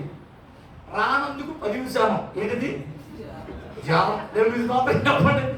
రాత్రి ఎందుకు రాలేదమ్మా నువ్వు అని అంటే, రాత్రి అంటే మా అల్లుడు గారు వచ్చారండి అన్ని చూసుకోగలదండి అని అంది. సరే అని చెప్పి ప్రార్థన చేసి పంపించాను. ఆ అత్తకి తగ్గిందంట. దేవుని స్తోత్రం. 24 గంటలు పట్టింది. హల్లెలూయా. సరే మంచిది ప్రియులారా, గమనించండి. ఇప్పుడు ఎందుకు చెప్పాను అని అంటే, బ్రతుకున్నా మేము వాక్యం చెప్తుంటే వింటలేదు, కానీ చచ్చిపోయిన వాళ్ళు వచ్చి చెప్తే వాక్యం కదా. ఆవిడ కళ్ళ వస్తే నుంచి చలిగారం వచ్చేసి ఎవరైనా దుర్పలు కప్పేసుకుంటే నేను స్తోత్రం. హల్లెలూయా. మీరు ఒక మాట చెప్తున్నాను, అది కూడా అక్కడ ఒకసారి చెప్పాను. ఎవరో ఒక ఆయన చనిపోతే సమాధి పెట్టి పట్టుకెళ్ళడానికి రిక్షాను అడిగారంట. రిక్షా వాళ్ళు మాకు కాలేదు అన్నారంట. ఆటో వాళ్ళని అడిగారంట. ఆటో వాళ్ళు మాకు తెలియదు అన్నారంట. మేము వేసుకెళ్ళామనంటే మొత్తం మీద ఆ పెట్టింది రోడ్డు మీద తీసుకొచ్చి అన్ని ఆపుతాడు, వ్యాన్లు అన్నీ. ఒక లారీ కూడా ఆపాడు. ఏంటది అదే ఇలా ఆపినండి. ఆపిన తర్వాత ఏమన్నా మేము ఈ పెట్టుందండి పైన వేసుకున్నాను పెట్టాను అని అంటే, సార్ ఎంత అయితే అంత ఇస్తాం సార్ అంటే, సరే అయితే వెనకాల బాడీలో వేసుకోండి అన్నాడంట. మొత్తం మీద బాడీలో మొత్తం మీద సాయం పట్టి దాంట్లో వేసాడు. కొంత దూరం వెళ్ళేటప్పటికి ఆ బాడీలో లోపడేమో అందరూ ఉన్నారు క్యాబిన్లో, దాంట్లో ఖాళీ లేదు. బాడీలో మాత్రం ఈడు ఆ బాక్స్ ఒకటే ఉంది. కొంత లెక్కెళ్ళేటప్పటికి వర్షం వస్తుంది. ఇప్పుడు వర్షం వస్తుంది కదా, మొక్క చేస్తాగా వర్షం వస్తుందని తలదాచుకోవాలని చెప్పి క్యాబ్లోకి వెళ్తే జనం ఉన్నారు కదా అని చెప్పి ఆ పెట్టి మూత తీసుకుని దాంట్లో కొడుకుని పైన వేసుకున్నాడు. సరే కొంత లెక్కెళ్ళేటప్పటికి కొంతమంది ఆపారు లారీ. వాళ్ళప్పుడు ఎక్కేటప్పుడు సమాధి పెట్టుకున్నది ఎక్కేమంటా అని అనుకున్నది. ఇంకో మీరు కొంత లారీ. సరే ఆ సమాధి పెట్టుకోవడం మనకెందుకు అని చెప్పి అప్పుడు నుంచున్నారు వాళ్ళు ఇలా పట్టుకుని. ఈలోపు నాలుగు తిరిగి కూడా ఉంటాడు కదా, అందరూ ధైర్యవంతులు ఉంటారండి. తెలుసుకోవాలని చెప్పండి. 100 మంది ధైర్యవంతులు ఒక పీరు కూడా ఉంటే చాలు, ఉన్న వాళ్ళందరూ తప్పకెట్టారు. దేవుని స్తోత్రం. ఇప్పుడు నాలాంటి పిరుకోడు ఎక్క ఈ సమాధి పెట్టున్నది ఎక్కావు, చివరికి వెళ్తామని ఏదో అని అంటుండు. పొరపట్టి ఇలా చూస్తున్నాడు పాపం, ఇలా చూస్తున్నాడు, రోడ్డు చూస్తున్నాడు పాపం, వెళ్ళిపోతుంది లారీ. ఈ లోపుగా కొంత దూరం వెళ్ళేటప్పటికి వర్షం వెళ్ళిపోయింది. లోపల ఉన్న కూడా ఎంతసేపు ఉంటాడా, గొప్ప చెత్త కదా, గాలి ఆడదు మొత్తం మీద. వీడు అల్లుపాటు చూస్తున్నాడు కదా, ఒక కన్నాలు వేసుకుంటూ. ఈ లోపు లోపల ఉన్నవాడు ఏం చేశాడు, మూత జాగ్రత్త తీస్తున్నాడు. అయ్యి బాబోయ్ అన్నాడు. ఈ లోపు ఆ మూత తీసుకున్నాడు. చూసేస్తున్నాడు. ఉన్నవాడు చూసేటప్పటికి అయ్యి బాబోయ్ దెయ్యం చచ్చిపోయిన శవం వచ్చేస్తుందని చెప్పి ఆ దాని నుంచి దూకేసేస్తాం. ముందు స్తోత్రం చెప్పలే. కాబట్టి పిల్లరా ఆడు సావలేదు, బతుకున్నాడు మూత వేసుకున్నాడు పిల్లరా. మరి ఈయనంటే నాకు 5 సహోదరులు ఉన్నారు, చచ్చిపోయిన వాడు పంపు, వాళ్ళు వాక్యం చెప్తారు, వాళ్ళు బాప్తిజం పొందుతారు, పరలోకి వెళ్ళిపోతారని చెప్తాడు. చచ్చిపోయిన వాళ్ళు కాదు పంపడం. భూమి మీద మోసే ఏలియా ప్రవక్తలు ఉన్నారు, వాళ్ళు వాక్యం చెప్తున్నారు. వాళ్ళు వాక్యం విన్నవారు మారుమనసు పొందితే, బాప్తిజం పొందితే పరలోకానికి చేర్చబడతారు. దేవునికి స్తోత్రం. హల్లెలూయా. కాబట్టి ప్రియులారా, మనం అర్థం చేసుకోవాల్సిన విషయం, మనం పరిశుద్ధులుగా ఉంటే ఏం చేయాలన్నాను, గొర్రె పిల్ల రక్తంలో వస్త్రములను ఉతుక్కోవాలని చెప్పుకున్నాం. గొర్రె ఏమన్నా రక్తంలో వస్త్రాలు ఉతికితే ఏమవుతాయి, ఏమవుతాయి, ఎరగవుతాయా? మరి తెలుపు అన్నాడండి ఈయన. దేవునికి స్తోత్రం చెప్పండి. హల్లెలూయా. కాబట్టి అదే స్పెషల్. గొర్రె ఎవరు, లోక పాపములు మోసుకొని పోవు దేవుని గొర్రె పిల్ల. హల్లెలూయా. యోహాను గారు చెప్తున్నాడు కదా సాక్ష్యం. అలాగే యెషయా భక్తుడు చెప్పాడు ఏమని, ఇదిగో వరకు సిద్ధమైన గొర్రె పిల్ల వలె గొర్రె బొచ్చు కత్తిరించుమని ఎదుట మౌనిగా ఉన్నట్లు అతడు ఉంటాడు అని చెప్పి యేసు ప్రభు పుట్టక ముందు 750 సంవత్సరాల క్రితం ప్రవచనం అది. దేవునికి స్తోత్రం, హల్లెలూయా. యజ్ఞ పశువుగా బలి అవ్వడానికి ఈ లోకానికి యేసు ప్రభు వచ్చాడు. దేవునికి స్తోత్రం. ఏమంటే పిత్రపరం అందుకని పేదవాసులు 1:18 పిత్ర పారంపర్యమైన మీ వ్యర్థ ప్రవర్తన విడిచిపెట్టినట్లుగా ఏమంటే గొర్రెపిల్ల వంటి క్రీస్తు రక్తము చేత మీరు విమోచించబడతారని వాక్యం చెప్తుంది. హల్లెలూయా. దేని వల్ల విమోచించబడలేదు? మనం ఎట్లా ఎక్కి గొర్రె ఎక్కియో రక్తం వల్ల మనం విమోచించబడలేదు. అమూల్యమును నిష్కలంకమునకు గొర్రె పిల్ల వంటి క్రీస్తు రక్తము చేత విమోచించబడ్డాం. ప్రియులారా గమనించాలి. ఇప్పుడు యేసే రక్తంలో మన వస్త్రాలు ఉతుక్కోవాలి. యేసు ఎప్పుడో కార్చాడు కదా రక్తం, మరి ఇప్పుడు ఎలా ఉతుకుతాం కదా? యేసు రక్తం మన మీద ప్రోక్షించబడాలి అంటే మనం పాపంలోని గ్రహించి మారుమనసు పొంది ప్రతి వారు యేసుక్రీస్తు నామం మూలంగా పాప క్షమాపణ నిమిత్తమై బాప్తిసం పొందాలి. దేవుని స్తోత్రం చెప్పండి. అప్పుడు గొర్రె పిల్ల రక్తంలో మన వస్త్రాల్ని ఉతుక్కున్న వారు అవుతాం. దేవునికి స్తోత్రం, హల్లెలూయా. కాబట్టి ఇప్పుడు చెప్పండి, గొర్రె పిల్ల రక్తంలో తమ వస్త్రాలు ఉతుక్కుంటే ఏమవుతాయి? హిమము కంటే తెల్లగా పరిశుద్ధ పరచుము మా రక్షక. హిమము కంటే తెల్లగా పరిశుద్ధ పరచుము మా రక్షక. సంవత్సరములు గతించుచుండా మము నూతన పరచుము. యేసయ్యా నీ రూపముకు మార్చుము. హల్లెలూయా. అప్పుడు ఆయన మన మధ్యకు దిగి వస్తాడు, తెల్లని వస్త్రాలు ధరించుకున్న వారి దగ్గరకు. హల్లెలూయా. అర్థమైంది కదా? మనం పరిశుద్ధపరచుకున్న వాళ్ళమైతే మన క్రియలు మన హృదయాన్ని ఏమంటే మన యొక్క ప్రవర్తనను ఎవరు పరిశుద్ధపరచుకున్న వారమైతే ఏమంటే బట్టలు దుక్కోమన్నాడు కదా అన్నాడా? కాబట్టి బట్టలు అంటే ఏం చెప్పాను? మన క్రియలు, మన మనస్సు, మన హృదయం మారాలి, పరిశుద్ధపరచబడాలి, యేసు రక్తంలో కడగబడాలి. దేవునికి స్తోత్రం, హల్లెలూయా. సరే మంచిది. అప్పుడు ఆయన దిగి వస్తాడు మన మధ్యకు. ప్రజలో అన్నాడు సేనాపతి మీదకి వచ్చాడా లేదా? వచ్చాడు కదా. ప్రజలకి కావాల్సినటువంటి దేవోక్తిని ఇచ్చాడా లేదా? దేవోక్తి లేని జనులు కట్టు లేక తిరుగుతారు. దేవునికి స్తోత్రం, హల్లెలూయా. వారి క్షేమం కొరకు, వారి ఆశీర్వాదం కొరకు ఆయన 10 కమాండ్మెంట్స్ ఇచ్చాడు వాళ్ళకి. ఎవరు అందుకునే నిర్గమకాండ 15:26 ఆయన అంటాడు ఏమనంటే, నా ఆజ్ఞలు కట్టడలు గైకుంటే ఐగుప్తులు కలిగిన రోగములు ఏది మీకు రానేను, మిమ్మల్ని స్వస్థపరిచే యెహోవాను నేనే అన్నాడు. కాబట్టి అతడు దివ్య వాక్కులు ఇవ్వడానికి ఆయన దిగి వచ్చాడు. దేవునికి స్తోత్రం, హల్లెలూయా. ఆయన దిగి వచ్చున్నాడు. ఏం చేస్తానన్నాడు తర్వాత నెక్స్ట్ 25వ అధ్యాయం నిర్గమకాండం 8వ వచనం. పాయింట్ నెంబర్ 2 నిర్గమకాండం 25వ అధ్యాయము 8వ వచనం. త్వరగా సమయం అయిపోతుంది. తొందరగా చెప్పి ముగిస్తాను. నేను వారిలో నివసించున్నట్లు నాకు వారు పరిశుద్ధ స్థలమును నిర్మించవలెను. హల్లెలూయా. దేవుడు మాట్లాడుతున్నాడు. పరమందున్న దేవుడు ఏమండి తన మహిమను తగ్గించుకుంది. ఆది కాలంలో దేవుడు ఏదైనా వనమును సిద్ధం చేసి తూర్పున ఏమంటే హల్లెలూయా అక్కడ ఆదామును పెట్టి వారితో సంధివేళ కాలంలో వారితో సహవాసం చేసేవారు. ఎప్పుడైతే దేవుని మాట ధిక్కరించారో, పాపాన్ని తీసుకొచ్చారో వారిని బయటకు నెట్టివేసి దేవుడు పరమందు ఉన్నాడు, మానవులైన వారు భూమి మీదే ఉండిపోయారు. దేవునికి స్తోత్రం. ఆయన దేవుడు తన స్వాస్థ్యంతో మానవుడు సృజించుకున్నాడు కాబట్టి మానవుడికి సన్నిహితంగా ఉండాలని దేవుడు ఇష్టపడి మేఘములకు వచ్చి ప్రజలతో ప్రత్యక్షమై మాట్లాడుతూ ఉండేవాడు. దేవునికి స్తోత్రం, హల్లెలూయా. ఆ మేఘములకు వచ్చిన దేవుడు ఇప్పుడు పర్వతం మీదకి వచ్చాడు. ఎప్పుడు వారి వస్త్రములను పవిత్రపరచుకున్నప్పుడు ఆ పర్వతం మీదకి వచ్చాడు. దేవుని స్తోత్రం చెప్పండి. పర్వతం అంటే ఏంటి?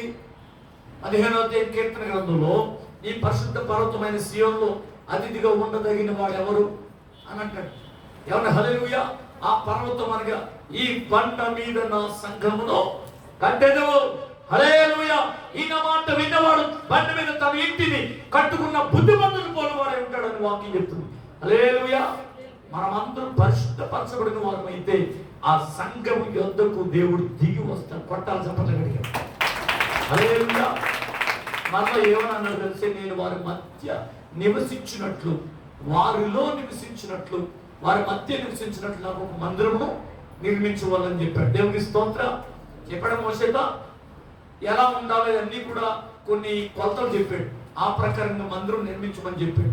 కాబట్టి పిల్లల యేసు ప్రభు ఒకసారి దేవాలయానికి వెళ్ళి అక్కడ ఉన్నటువంటి రోకలకు పావురేళ్ళు అమ్మి కొనే వాళ్ళని ఏమన్నా అక్కడ రకరకాల అల్లికలు రకరకాల వ్యాపారాలు జరుగుతున్నాయి. ఎక్కడ? మందిరం దగ్గర. మందిరంలో ఏం జరగాల మనం అర్థమైందా? అనేక ప్రాంతాల వాళ్ళు, పట్టణాల వాళ్ళు మందిరానికి వస్తున్నారంటండి. ఏమంటే హల్లెలూయా. మందిరానికి వస్తుంటే వ్యాపారవేత్తలు జనం ఎక్కడ ఉంటే అక్కడ వ్యాపారం వాళ్ళు వచ్చేస్తారు. అవునా? నేను సొంతం చెప్పలే. అర్థమవుతుందా? తీర్థమేనా? ఎక్కడన్నా ఏ పండగ జరుగుతుందని కూడా గుడికాడ ఏముంటారు అక్కడ? దేవునికి స్తోత్రం. అక్కడ ఏం పెడతారు?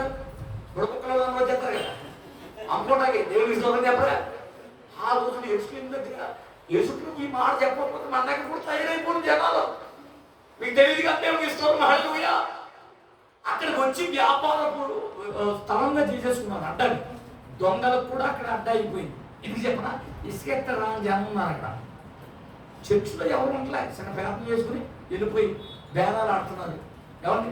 అమ్మే కాడ అమ్ముతున్నారు, కొనుక్కునే కాడ కొనుక్కుంటున్నారు. ఇక్కడికి వచ్చి ఒక దానం ఎవరికే? మాస్టర్ గారి దానం, దేవుడికో దానం వెళ్ళిపోతున్నారు. వ్యాపారాలు చేసుకుంటారు. సంచి నిండా పెట్టుకుని వెళ్ళిపోతున్నారు. దేని స్తోత్రం చెప్పండి.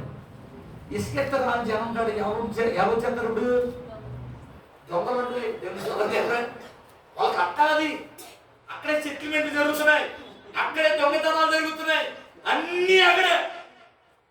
సైడ్ కొట్టేవాళ్ళు సైడ్లే, సైడ్ కొట్టేవాళ్ళు సైడ్, తర్వాత వ్యాపారం చేసుకునే వాళ్ళు అదే.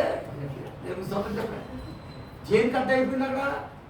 మందిరానికి ఎందుకు వెళ్తున్నారా అంటే ఇంకా మంది వస్తారా? అయితే కన్నా వాడు చర్చిలో ఎవరెవరో ఏసీ కూర్చొని చూస్తున్నాడు అంట. ఎవరి నుంచి వచ్చారో పరామర్శించాడు అనుకుంటా. ఇక్కడ వాక్యం మీద కాన్సన్ట్రేషన్ లేదు వాడికి. వచ్చిన వాళ్ళందరినీ కూడా అబ్జర్వ్ చేసుకుంటున్నాడు. నేను స్తోత్రం చెప్పరే? మాస్టర్ గానే పట్టించుకోండి, ఇది పట్టించుకుంటున్నాడు. నేను స్తోత్రం చెప్పరే? అర్థమవుతుందా? కాబట్టి మనం బాగా గమనించాలా. ఇక్కడ వ్యాపార పుట్టిల్లుగా చేసేసాడు, అక్కడ దొంగల గుహగా చేసేసాడు. అక్కడ ఏముండాలి, ఏం జరగాలి, ఏం జరుగుతున్నాయి అక్కడ. దేవునికి స్తోత్రం. హల్లెలూయా. కాబట్టి పిల్లరా, యేసు ప్రభు వచ్చేసరికి అక్కడ అమ్మేవారు కొనేవారు అధికంగా ఉన్నారంట. దేవునికి స్తోత్రం. ఎవరైనా మాట ఇంటలే. ప్రార్థన చేసుకుందాం ప్రియులారా అని అంటే చాలా ఊరుకోడా ఇంకో గంటగా అని వెళ్ళిపోతున్నారంటే దేవునికి స్తోత్రం చెప్పారు. ఎవరైట్లే వాకింగ్ చెప్తారు ప్రియులారా అంటే వీళ్ళు పనులు వీళ్ళు ఉన్నారు. ఎవరైట్లే. ఇంకోటి ఏంటంటే అక్కడ యాజకులు ఉన్నారు కదా, యాజకులు మాస్టర్ గారు దేవునికి స్తోత్రం చెప్పరే?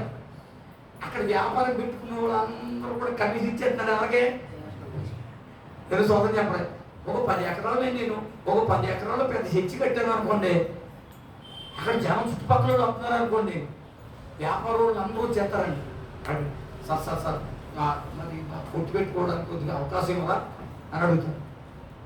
పాస్టర్ గారు మీకు అవకాశం ఇవ్వాలంటే 10% ఇవ్వాల్సిందే. దేవుడి స్తోత్రం చెప్పరా? మంచినీడు ఒక 5 కొట్టేస్తారేమో. దేవుడి స్తోత్రం చెప్పరా? యాజకుడికి మధ్యలో ఒకరు ఉన్నారు. అలాగా కొట్లు కానీ జీవంతనీయాలకే తప్పవుతుందండి. ఇక ప్రార్థన స్తోత్రం రూపకానికి వేసే బదులు 10 కొట్లాడితే మరి బదులు దేవుని స్తోత్రం చెప్పడే? వారానికి డేట్లు కూడా ఉన్నాయి అకౌంట్లో. మీరు వ్యాపారాలు చేసుకోండి, దొంగతనాలు చేసుకోండి, మీరు ఏ సెటిల్మెంట్ చేసుకుంటారో చేసుకోండి అని చెప్పి వీళ్ళు వదిలేశారు గాలికి. ఎవరిని? ఈ సేవకులు. ఏసీ రూముల్లో ఉన్నారు. దేవుని స్తోత్రం చెప్పరా? ఇక్కడ సెల్ఫీలు. ఎక్కడ సెల్ఫీ? దేవుని స్తోత్రం చెప్పరా? సెల్ఫీలు వ్యాపారాలు జరుగుతున్నాయి. యేసు ప్రభు వచ్చేటప్పటికి అవన్నీ చూసి మొత్తం చెదరగొట్టు వేసేది, మొత్తం చల్లాచెదురు చేసి నా మందిరము సమస్త జనులకు ప్రార్థన మందిరం, నా మందిరంలో నేను వారిని ఆనందింపజేస్తాను. ఇక్కడ వారు అర్పించే అర్పణ నా దృష్టికి అంగీకారములను. దేవునికి స్తోత్రం. హల్లెలూయా. వాళ్ళందరినీ చెదరగొట్టేసి వచ్చే ఆదాయం పడిపోయింది. ఏసీ రూమ్లో ఉన్నవాడు పరిగెత్తుకొచ్చేసి వాళ్ళు డొనేషన్ ఎత్తున్నారు మాకు. వాళ్ళు ఏమనుకుంటే ఎలాగా అమ్మాయి సుమ్మం కొట్టింది సమాధానం అన్నాడు. ఎవరుకుంటారా ఎప్పుడు అలాగే ఈయనెవరు బాబు, మా వ్యాపారం చక్కగా 3 పూలు 6 కాయల్లా ఉంటే ఈరోజు మా పుస్తకం కొట్టేసాడు అని గోల్గొలంటే అంటారు. వీళ్ళందరూ ఎవరో శాస్త్రులు, పరిచయులు, సర్దుకేలు వీళ్ళందరూ కూడా ఏమైనా సరే ఈయన్ని ఇలాగే వదిలేస్తే రేపు అన్న రోజున మనకి తాయిలో నడిపోతే అనుకున్నారు కదా యాజకులు. అక్కడి నుంచి యేసు ప్రభుని ఎప్పుడు చంపుదామా అని ప్లాన్ చేయడం ప్రారంభించారు. దేవుని స్తోత్రం. హల్లెలూయా. ఇంతకీ యేసు ప్రభు ఉద్దేశం ఏంటంట? ఆయన మందిరంలో ఆయన ఉండాలి అని. నేను స్తోత్రం చెప్పండి. అందుకునే కొరింథీయులకు రాసిన నీ దేహము దేవుని ఆలయమై ఉన్నదని మీరు ఎరగరా? ఎవడైనా దాన్ని పాడు చేస్తే దేవుడే వాడిని పాడు చేయను కదా. దేవునికి స్తోత్రం. మోషేని పిలిచి, మోషే నేను వారి మధ్య నివసించినట్లు నాకు ఒక మందిరం కావాలి, నిర్మించు అని అన్నాడు. దేవునికి స్తోత్రం. ఇప్పుడు మనం ఆయన మందిరంగా కట్టబడమని దేవుడు కోరుకుంటున్నాడు. నీ మందిరమై నేనుండగా నా యందుండి నడిపించవా. నీ మందిరమై నేనుండగా నా యందుండి. హల్లెలూయా. ఇప్పుడు ఎలా ఉండాలంటే మన హృదయం ఆయనకి ఆలయం ఉండాలి. మనసున్న మంచి దేవా నీ మనసు నాకిచ్చావా. మనసు మలినమైన నాకై మనిషిగా దిగి వచ్చావా. హల్లెలూయా. నా మతిని కోవెలగా మలుచుకోవయ్యా. నా హృదిని రారాజుగా మలుచుకోవయ్యా. హల్లెలూయా. భక్తులు పాడుతున్నారు కదా, ఏదంటే ఆయన ఆలయం నా హృదయం. మరి భక్తులు ఏమన్నాడు? ఇది మీ భక్తుడు 9:23లో 9:30 అక్కడే ఉన్నాడు. హృదయం అన్నిటికంటే మోసకరమైనది, బహుభారమైన వ్యాధి. అసలు నీకు వ్యాధి అనుకున్నావా? అసలు ఫస్ట్ నీ హృదయానికి వ్యాధి వచ్చింది, తర్వాత నీ బాడీకి వచ్చింది. నేను స్వతం చెప్పరా? మాయరోగం అసలు ఎక్కడుంది? తెలియని దిగులే ఓ పెదలో అది పాడుకున్నాడు. సినిమా పాట మనకిలే. నేను స్వతం చెప్పరా? అసలు హృదయం ఏడిపోయింది. ముందు నువ్వు హృదయంలో కళ్ళు మొత్తే దేవుడు కనపడాలి. కళ్ళు మొత్తే ఆవిడే కనపడుతుంది. కళ్ళు మొత్తే ఆయనే కనపడుతున్నాడు. కళ్ళు మొత్తే ఇదే కనపడుతుంది. కళ్ళు మూస్తే ఏది ఇదే కనపడుతుంది. ఇంకా దేవుడు ఎక్కడ ఉన్నాడు? నేను స్వతం చెప్పరా? ఉదయం అన్నిటికంటే మోసకరమైంది. దేవునికి స్తోత్రం. చాలా మంది ఆవిడ నన్ను మోసం చేసిందండి అని అంటాడు ఒక్కరు. ఆవిడ మోసం చేస్తాం కదరా, నువ్వు 10 రూపాయలు చూసావు, నీ హృదయం నిన్ను మోసం చేసింది. ఆవిడ కాదు, చాలా మంచి ఆవిడ. దేవునికి స్తోత్రం చెప్పండి. పొరపాట్లు తప్పుకుందంటే నీ భార్య నుండి లేకపోతే నాశనం అయిపోయిన జీవితం. పట్టణ తప్పని గడిగా హల్లెలూయా. ఇలా గమనించాలి. అందుకు నేను చెప్తున్నాను, నీ హృదయాన్ని నమ్ముకుని మోసపోతున్నావు కాబట్టి నువ్వు నమ్ముకోవచ్చింది దేవుణ్ణి. హల్లెలూయా. హృదయం నుండి వచ్చేది ఏంటంట? మార్కు సువార్త 7:23 వచ్చింది చదవండి. మార్కు సువార్త 7:23 వచ్చి త్వరగా అయిపోయింది. 2 మాటలు ఉన్నాయండి, అయిపోతాయి. నేను ఒక మాట ఒక ప్రసంగం చేస్తాను, నాకు సమయం లేదు. దేవునికి స్తోత్రం. హల్లెలూయా. ఒక అరగంట 30 గంట సమయం అనుకున్నా, అరగంట 30 అయిపోయింది. దేవునికి స్తోత్రం. హల్లెలూయా. లోపల నుండి అనగా మనుషుల హృదయంలో నుండి దురాలోచన, జారత్వం, దొంగతనములు,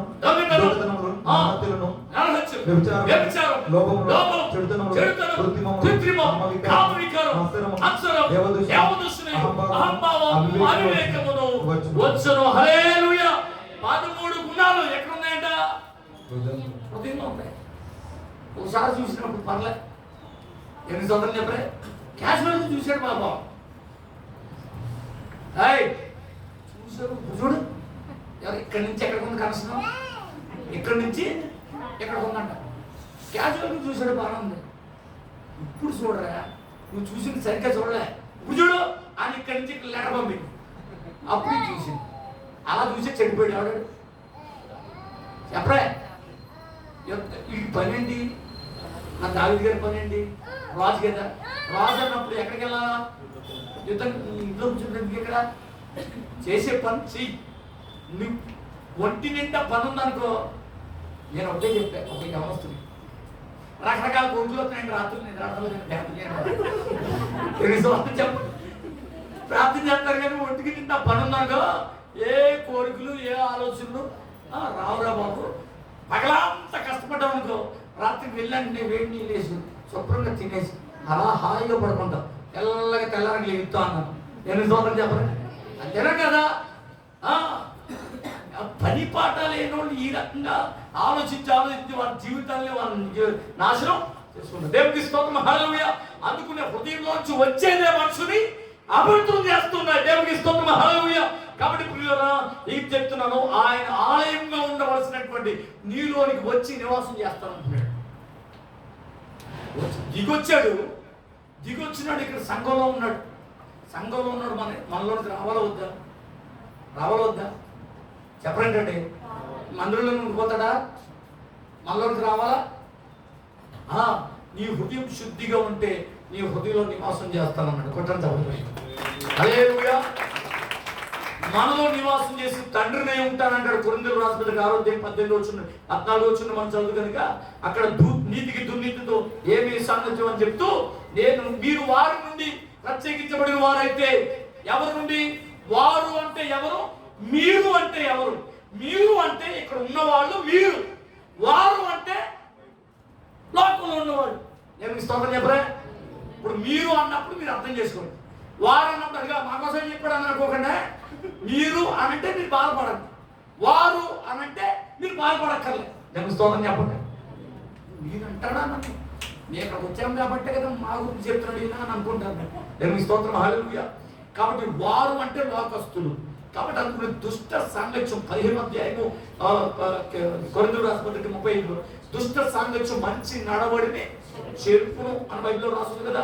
దుష్టుల ఆలోచన చెప్పు నడవద్దు, పాపల మార్గమున నిలవద్దు, అపహాసం కూర్చుంది కదా. ఎక్కడ నడవాలో, ఎక్కడ కూర్చోవాలో, ఎక్కడ నిలవాలో బైబిల్ చెప్తుంది కదా. ఎవరితో సహవాసం చేయాలో బైబిల్ చెప్తుంది. కోప చిత్తుతో సహవాసం చేద్దానండి. నేను సోదరం చెప్పలే. కోప చిత్తుతో సహవాసం చేశానుకోండి, ఎవరో కోపాన్ని మీకు చూపించేస్తాడు. నేను సొంతం చెప్పలే. పొరపాటు నాడు ఎవరితో గొడవడతాడు మధ్యలో వెళ్ళి చెత్త కూడా అతను నేను సొంతం చెప్తా. హల్లెలూయా. పిల్లలు గమనించారు. ఒక లోబీకు ఉన్న ఒక ఆయన ఉన్నాడు మా చర్చిలో. నేను స్తోత్రం. పెద్ద ఎయిర్పోర్ట్కి అలాగా ఇద్దరు కొట్టుకుంటుంటే, ఆ ఇంటి పక్క వాళ్ళు కొట్టుకుంటుంటే ఆగండ్రా అని వెళ్ళాడు. పెద్ద కేకలేసేటప్పుడు గుండెలు దడబట్టుకున్నాను. అలా పట్టుకుని మధ్యలోకి వెళ్ళినాడు. పెద్ద కేకేసేటప్పటికి గుండెలు దడబట్టుకున్నాడు. ఇలాగని చెప్పి లాగపోయి దబేమని నడిపాడు. ఆ కొట్టుకున్న వాళ్ళు ఇద్దరు వచ్చి మళ్ళీ నీళ్ళు పోసి సఫారీలు చేసి కాళ్ళు చేతులు పిచ్చుకుంటున్నారు. దేవుడి దూరం చెప్పరా? హల్లెలూయా. కాబట్టి ఇరుగు పొరుగు కొట్టుకున్నారు కానీ భలే కలిసారా ఇద్దరు, భలే సఫారీ చేశారని చెప్పుకుంటున్నారు. కాసేపుడికి ఏమంటే ఉప్పేసి మజ్జిగ కొట్టి పట్టుకొచ్చి పోతే ఆ కాసేపుడు చేరుకున్నాడు. దేవుడి స్తోత్రం. మీకు దండవరా, మీరు ఎప్పుడు కొట్టుకుని మీ మధ్యలో రాంటారు బాగా, మీకు దండం అని చెప్తే దేవుడి నుంచి వచ్చాడు. దేవుడి స్తోత్రం. ఎవడేమన్నాడు? లోబీపున్నవాడు. దేవుడి స్తోత్రం, హల్లెలూయా. కాబట్టి కోప చిత్తులతో సవాసం చేయి. ఏమంటే అవతరుడు ఇవతరుడు బాధేరా? దేవుడి స్తోత్రం, హల్లెలూయా. కాబట్టి ఒక ఆయన ఇద్దరు బదులు మాట్లాడుకుంటుంటే నేను గొడవ ఎందుకు వదిలేండి అని చెప్పాను. వాళ్ళు తిట్టుకుంటున్నారు, వదిలేండి అని చెప్పాను. అవతరుడు వెళ్ళిపోయాడు. ఏంటి గొడవ ఏంటి అని అడిగాడు.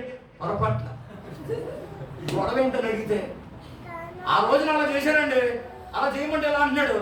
ఆ రోజు నువ్వు డబ్బు తీసుకున్నావు, డబ్బు ఇవ్వడం తెలియదా నీకు అని వాళ్ళు వచ్చాడు నా మీద.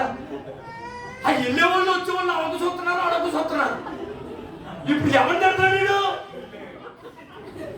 అది తీసుకున్నవాడు వేరు, ఇక్కడ క్యాండిడేట్ నేను వేరు.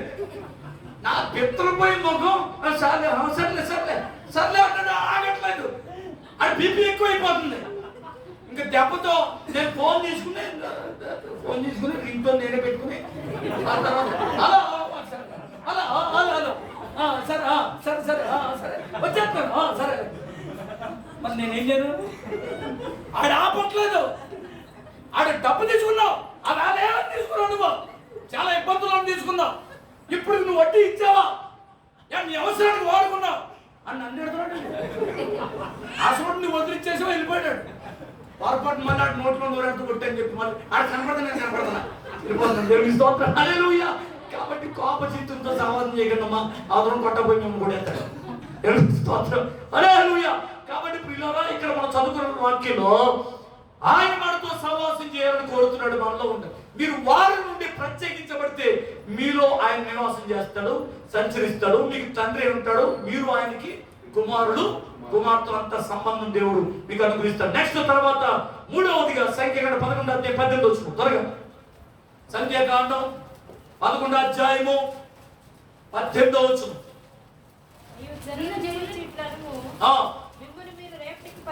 మిమ్ములు మీరు రేపటికి పరిశుద్ధపరచుకొనుడి.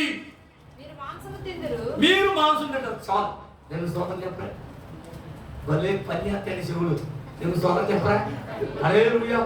ఉపవాస కూటాలు రండి ప్రియులారా, అన్నం అనుకోండి 1 2 3 4 5 10 సంఖ్యలో ఉంటారు. నేను స్తోత్రం చెప్పరా, మీరు కదండి, మీరు మంచోడు. ఉపవాసం అయినా వచ్చేస్తారు. దేవుని స్తోత్రం, దేవుడు మిమ్మల్ని దీవించరు. చాలా చోట్ల పెద్ద సంఘాల గారు కూడా ఉపవాస కూటాలకు పిలుస్తారు నన్ను. ఇది పెద్ద సంఘం కదా, కొంతమంది ఉన్నారేంటి అనుకుంటాను నేను. ఎందుకని భూమి పుట్టిన గాంచి తింటున్నామంటే ఒక పూట లేకపోతే మా కాలు చేతులు పనికిరావండి అని అంటున్నారంట మాస్టర్ గారితో. దేవుని స్తోత్రం చెప్పరు.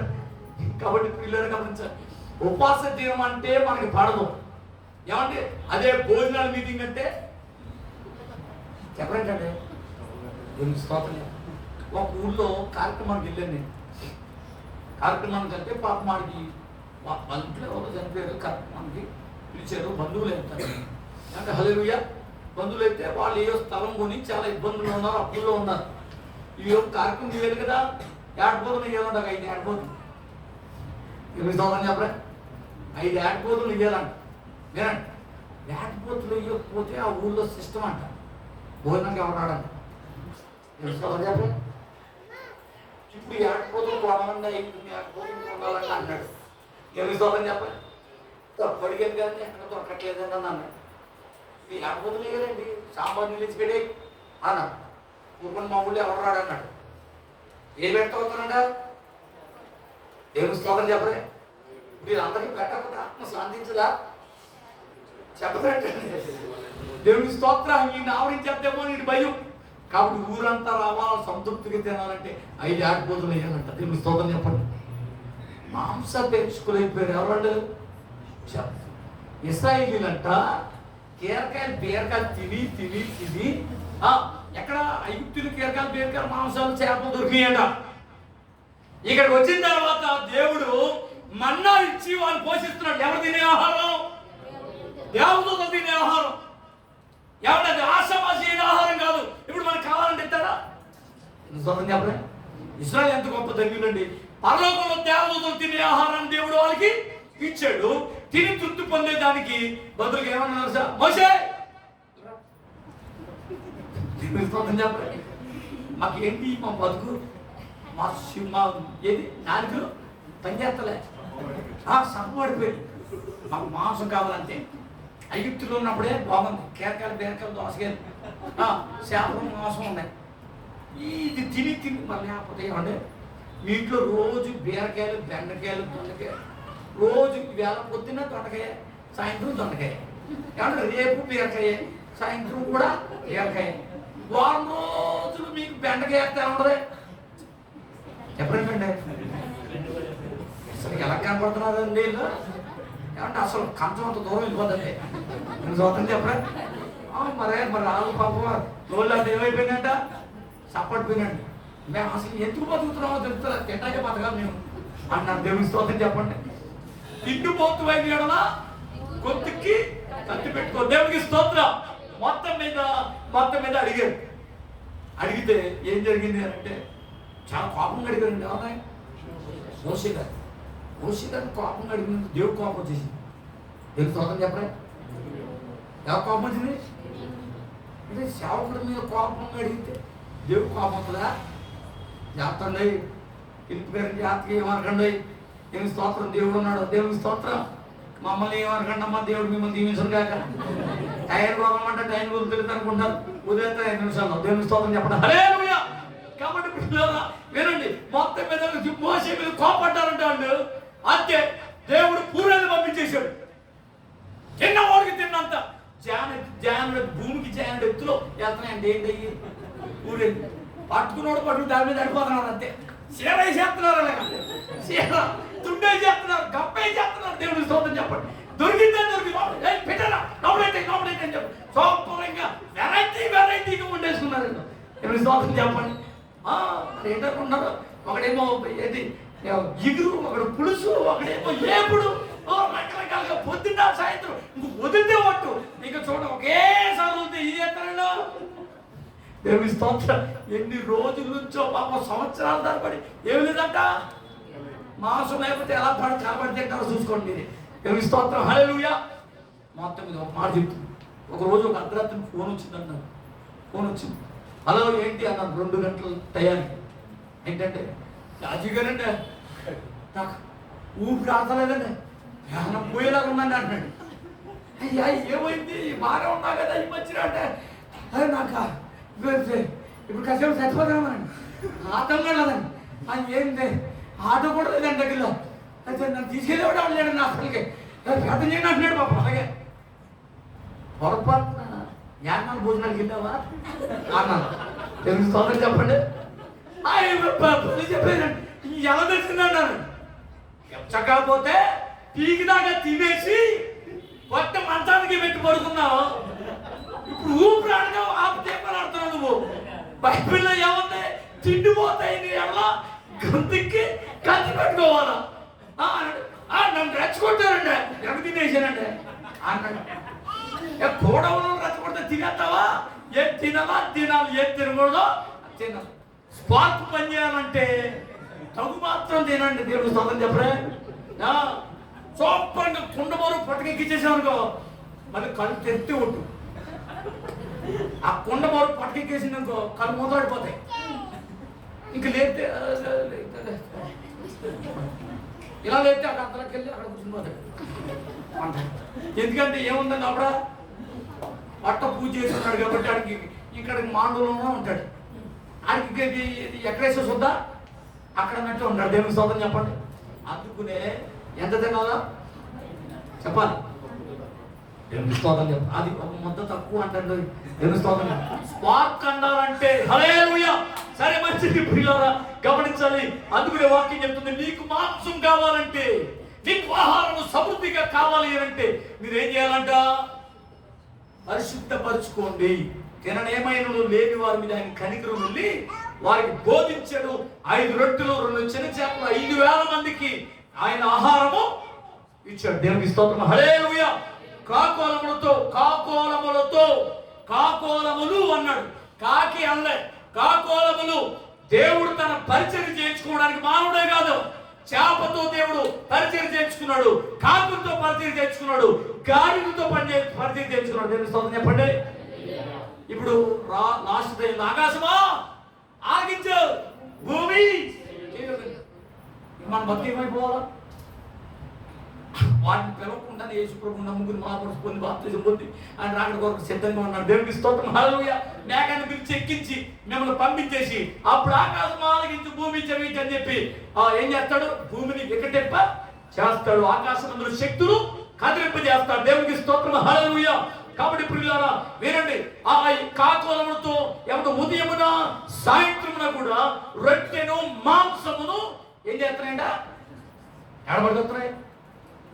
ఏం చేయగలరు? దేవుని స్తోత్రం చెప్పరా. అంత గొప్ప దేవుడు అండి.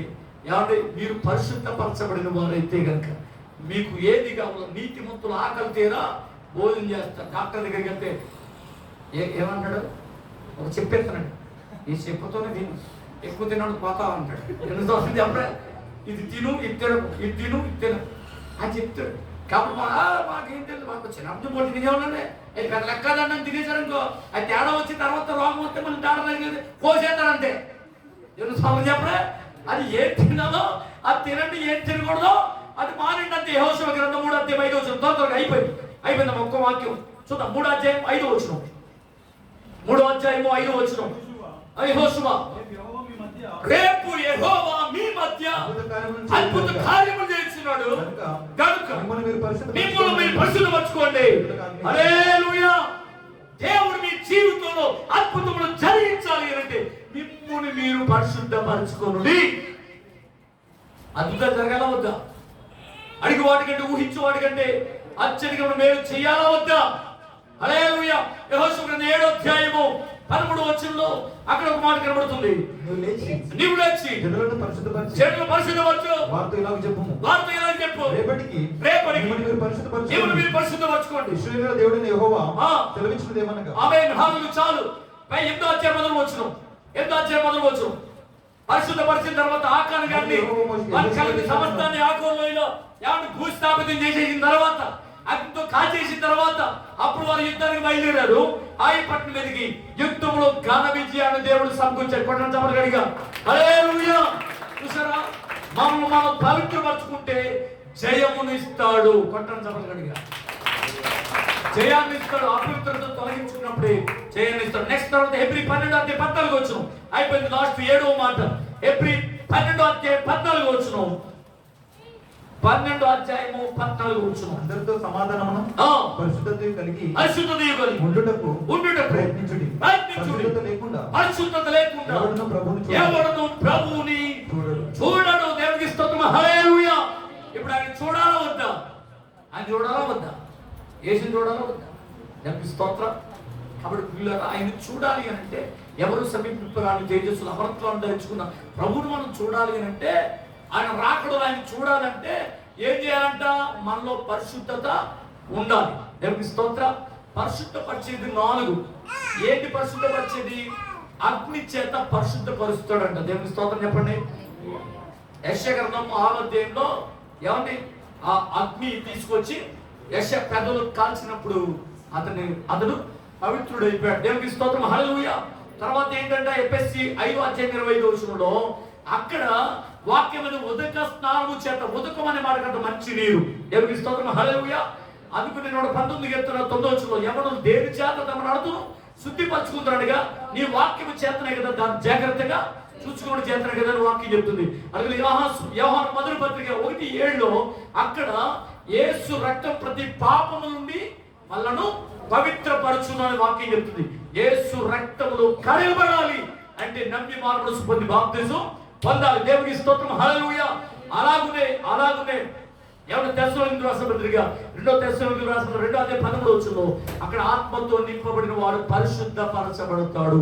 దేవునికి స్తోత్రం. హల్లెలూయా. ఆత్మతో నింపబడాలి. Praise the lord. దేవునికి స్తోత్రం. హల్లెలూయా. అగ్ని అన్న ఆత్మ అన్న ఒకటి. కొట్టడం చెప్పగలిగా. హల్లెలూయా. కాబట్టి పరిశుద్ధాత్మ చేత నింపబడితే ఆత్మ ప్రవాహంతో మనం పరిశుద్ధపరచబడతాం. పిల్లలు గమనించాలి, పరిశుద్ధత లేకుండా ఏమంటే దేవుని మనం చూడలేము. అందుకనే హృదయ శుద్ధి గల ధన్యులు వారు దేవుణ్ణి చూస్తారని వాక్యం చెప్తుంది మత్తయి 5:8లో.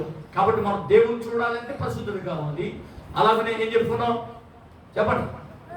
ఆయన మన మధ్యకి రావాలంటే పరిశుద్ధత కావాలని చెప్పుకున్నాం. ఆయన మనలో నివాసం చేయాలంటే పరిశుద్ధత కావాలని చెప్పుకున్నాం. అలాగే మనకి మంచి ఆహారము ఏమంటే మనకి మన అవసరాలు ఏమన్నా తీరాలి అని అంటే మనకి పరిశుద్ధత కావాలి.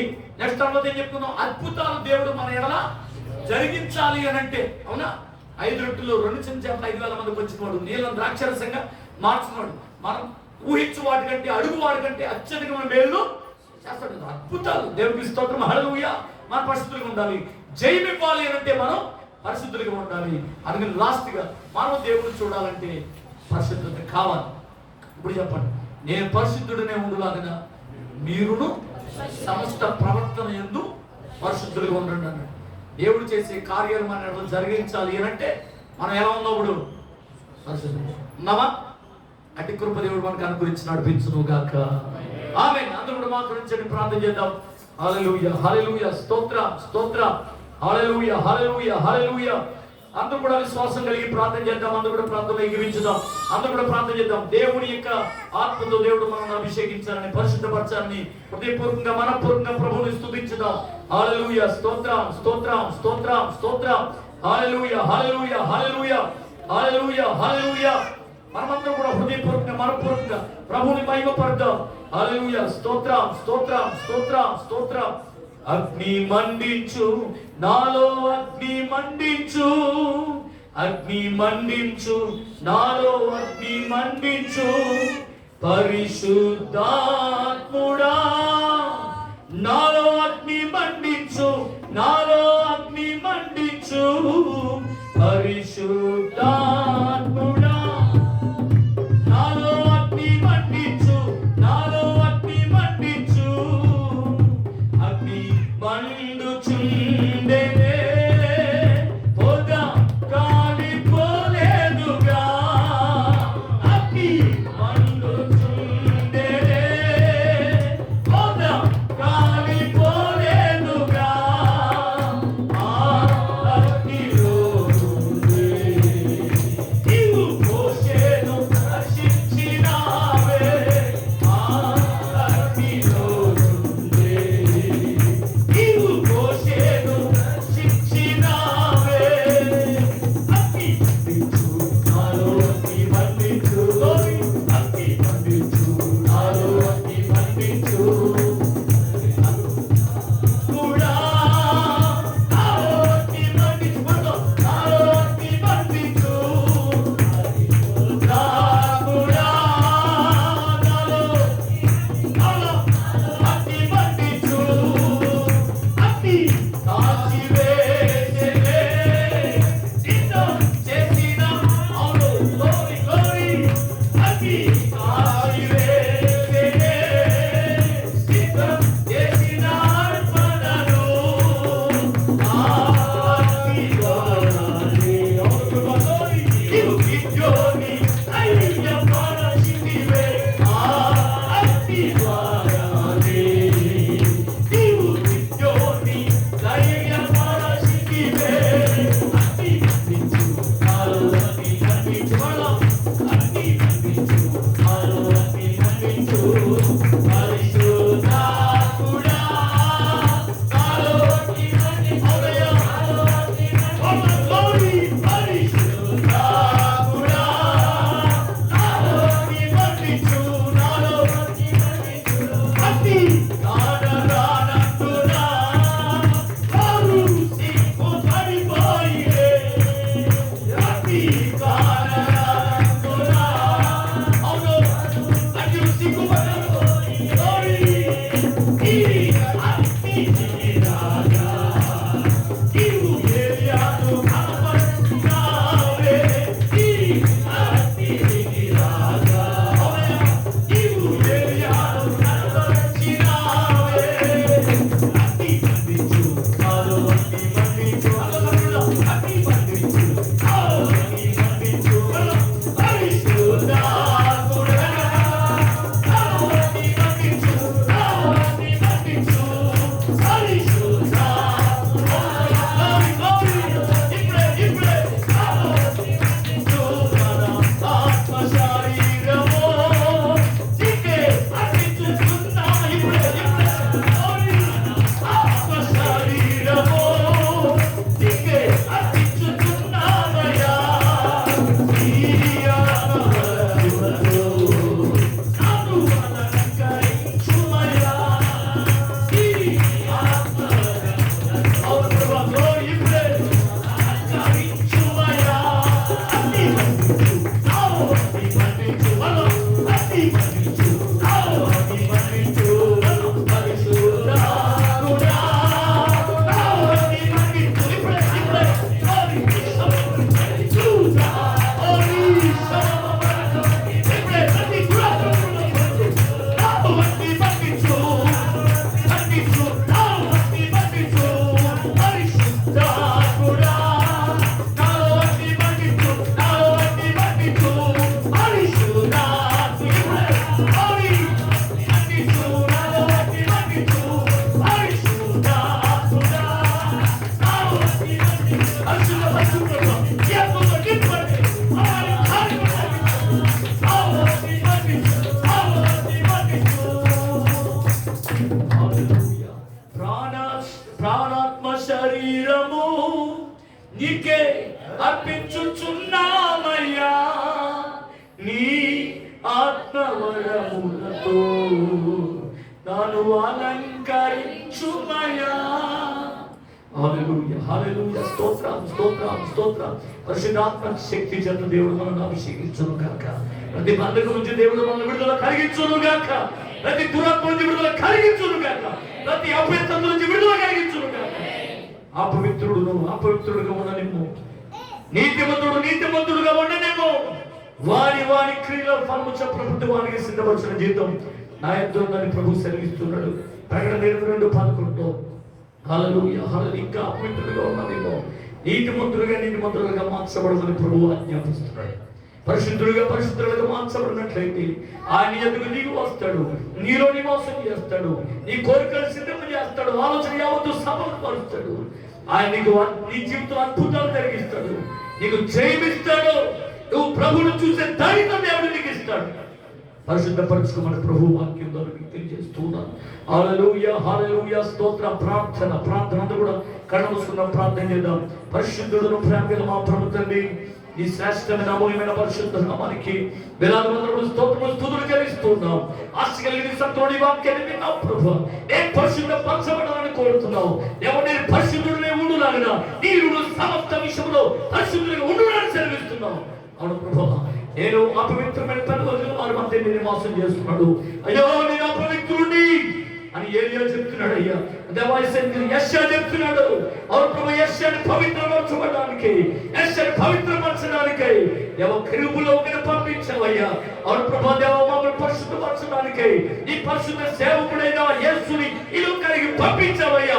ఆయన కాచిన రక్తము చేత దేవా మేము పరిశుద్ధపరచబడుతున్నాం, నేను నీతిమంతులుగా మార్చబడుతున్నాం. ఇక పాపల లోకంలో ఇష్టానుసారంగా ప్రవర్తిస్తున్న ప్రతి వారితో మాట్లాడండి, వారిని పరిశుద్ధపరచండి, వారిలో అపవిత్రతను తొలగించమని కోరుతున్నాం. ఈ వాక్య ప్రకారంగా మనం శాంతించండి, వాక్యంతో కడగండి ప్రభు, నీ రక్తంతో కడగండి, నీ ఆత్మతో శుద్ధి చేయమని కోరుతున్నాం. బలమైన అభిషేకంతో నింపండి. ఎవరి ఈ రోజు వాక్యం విన్న బిడ్డల జీవితంలో నేను జరుగును గాక, వారు పరిశుద్ధపరచబడుదురు గాక, ఆత్మతో నింపబడుదురు గాక, నీ దీవులు సమృద్ధిగా పొందుకొనుదురు గాక. సహాయం చేయండి. ఆశలు వచ్చి వాక్యాన్ని విన్న బిడ్డల జీవితాల్లో మీరు జరిగించండి. ఆన్లైన్ ద్వారా ఎవరైతే వీక్షిస్తున్నారు వారి జీవితంలో నేను జరుగును గాక. వారితో మాట్లాడండి, మారుమనసు వారితో మాట్లాడండి ప్రభు. వారికి ఇప్పుడే మారుమనసు అనుకరించబడదు గాక. ఈ బలమైన అభిషేకం వారి మీద కొమ్మరించబడదు గాక. ఆత్మ కార్యము జరిగించి మహిమ ఘనత ప్రభావం పొందుకుని మమ్మల్ని ఆశీర్వదించమని ఈ పరిచర్యను దీవించండి. కుమారు పిలుపు గారిని, వారి తల్లిని, సహోదరుని, వారి బంధుమిత్రులను దీవించి నీ సాక్షులు వారిని సేవల్ని వాడుకుని బలమైన కార్యములు జరిగించండి. వచ్చిన సంఘాన్ని దీవించండి, సంఘ సరిహద్దులు సామపరచండి, సంఘంలో బలమైన కార్యములు జరిగించండి. ఈ పరిచయం విస్తరణ చేయమని యేసు నామమున ప్రార్థించి వేడుకొంచున్న మా పరమ తండ్రి. ఆమేన్ ఆమేన్ ఆమేన్.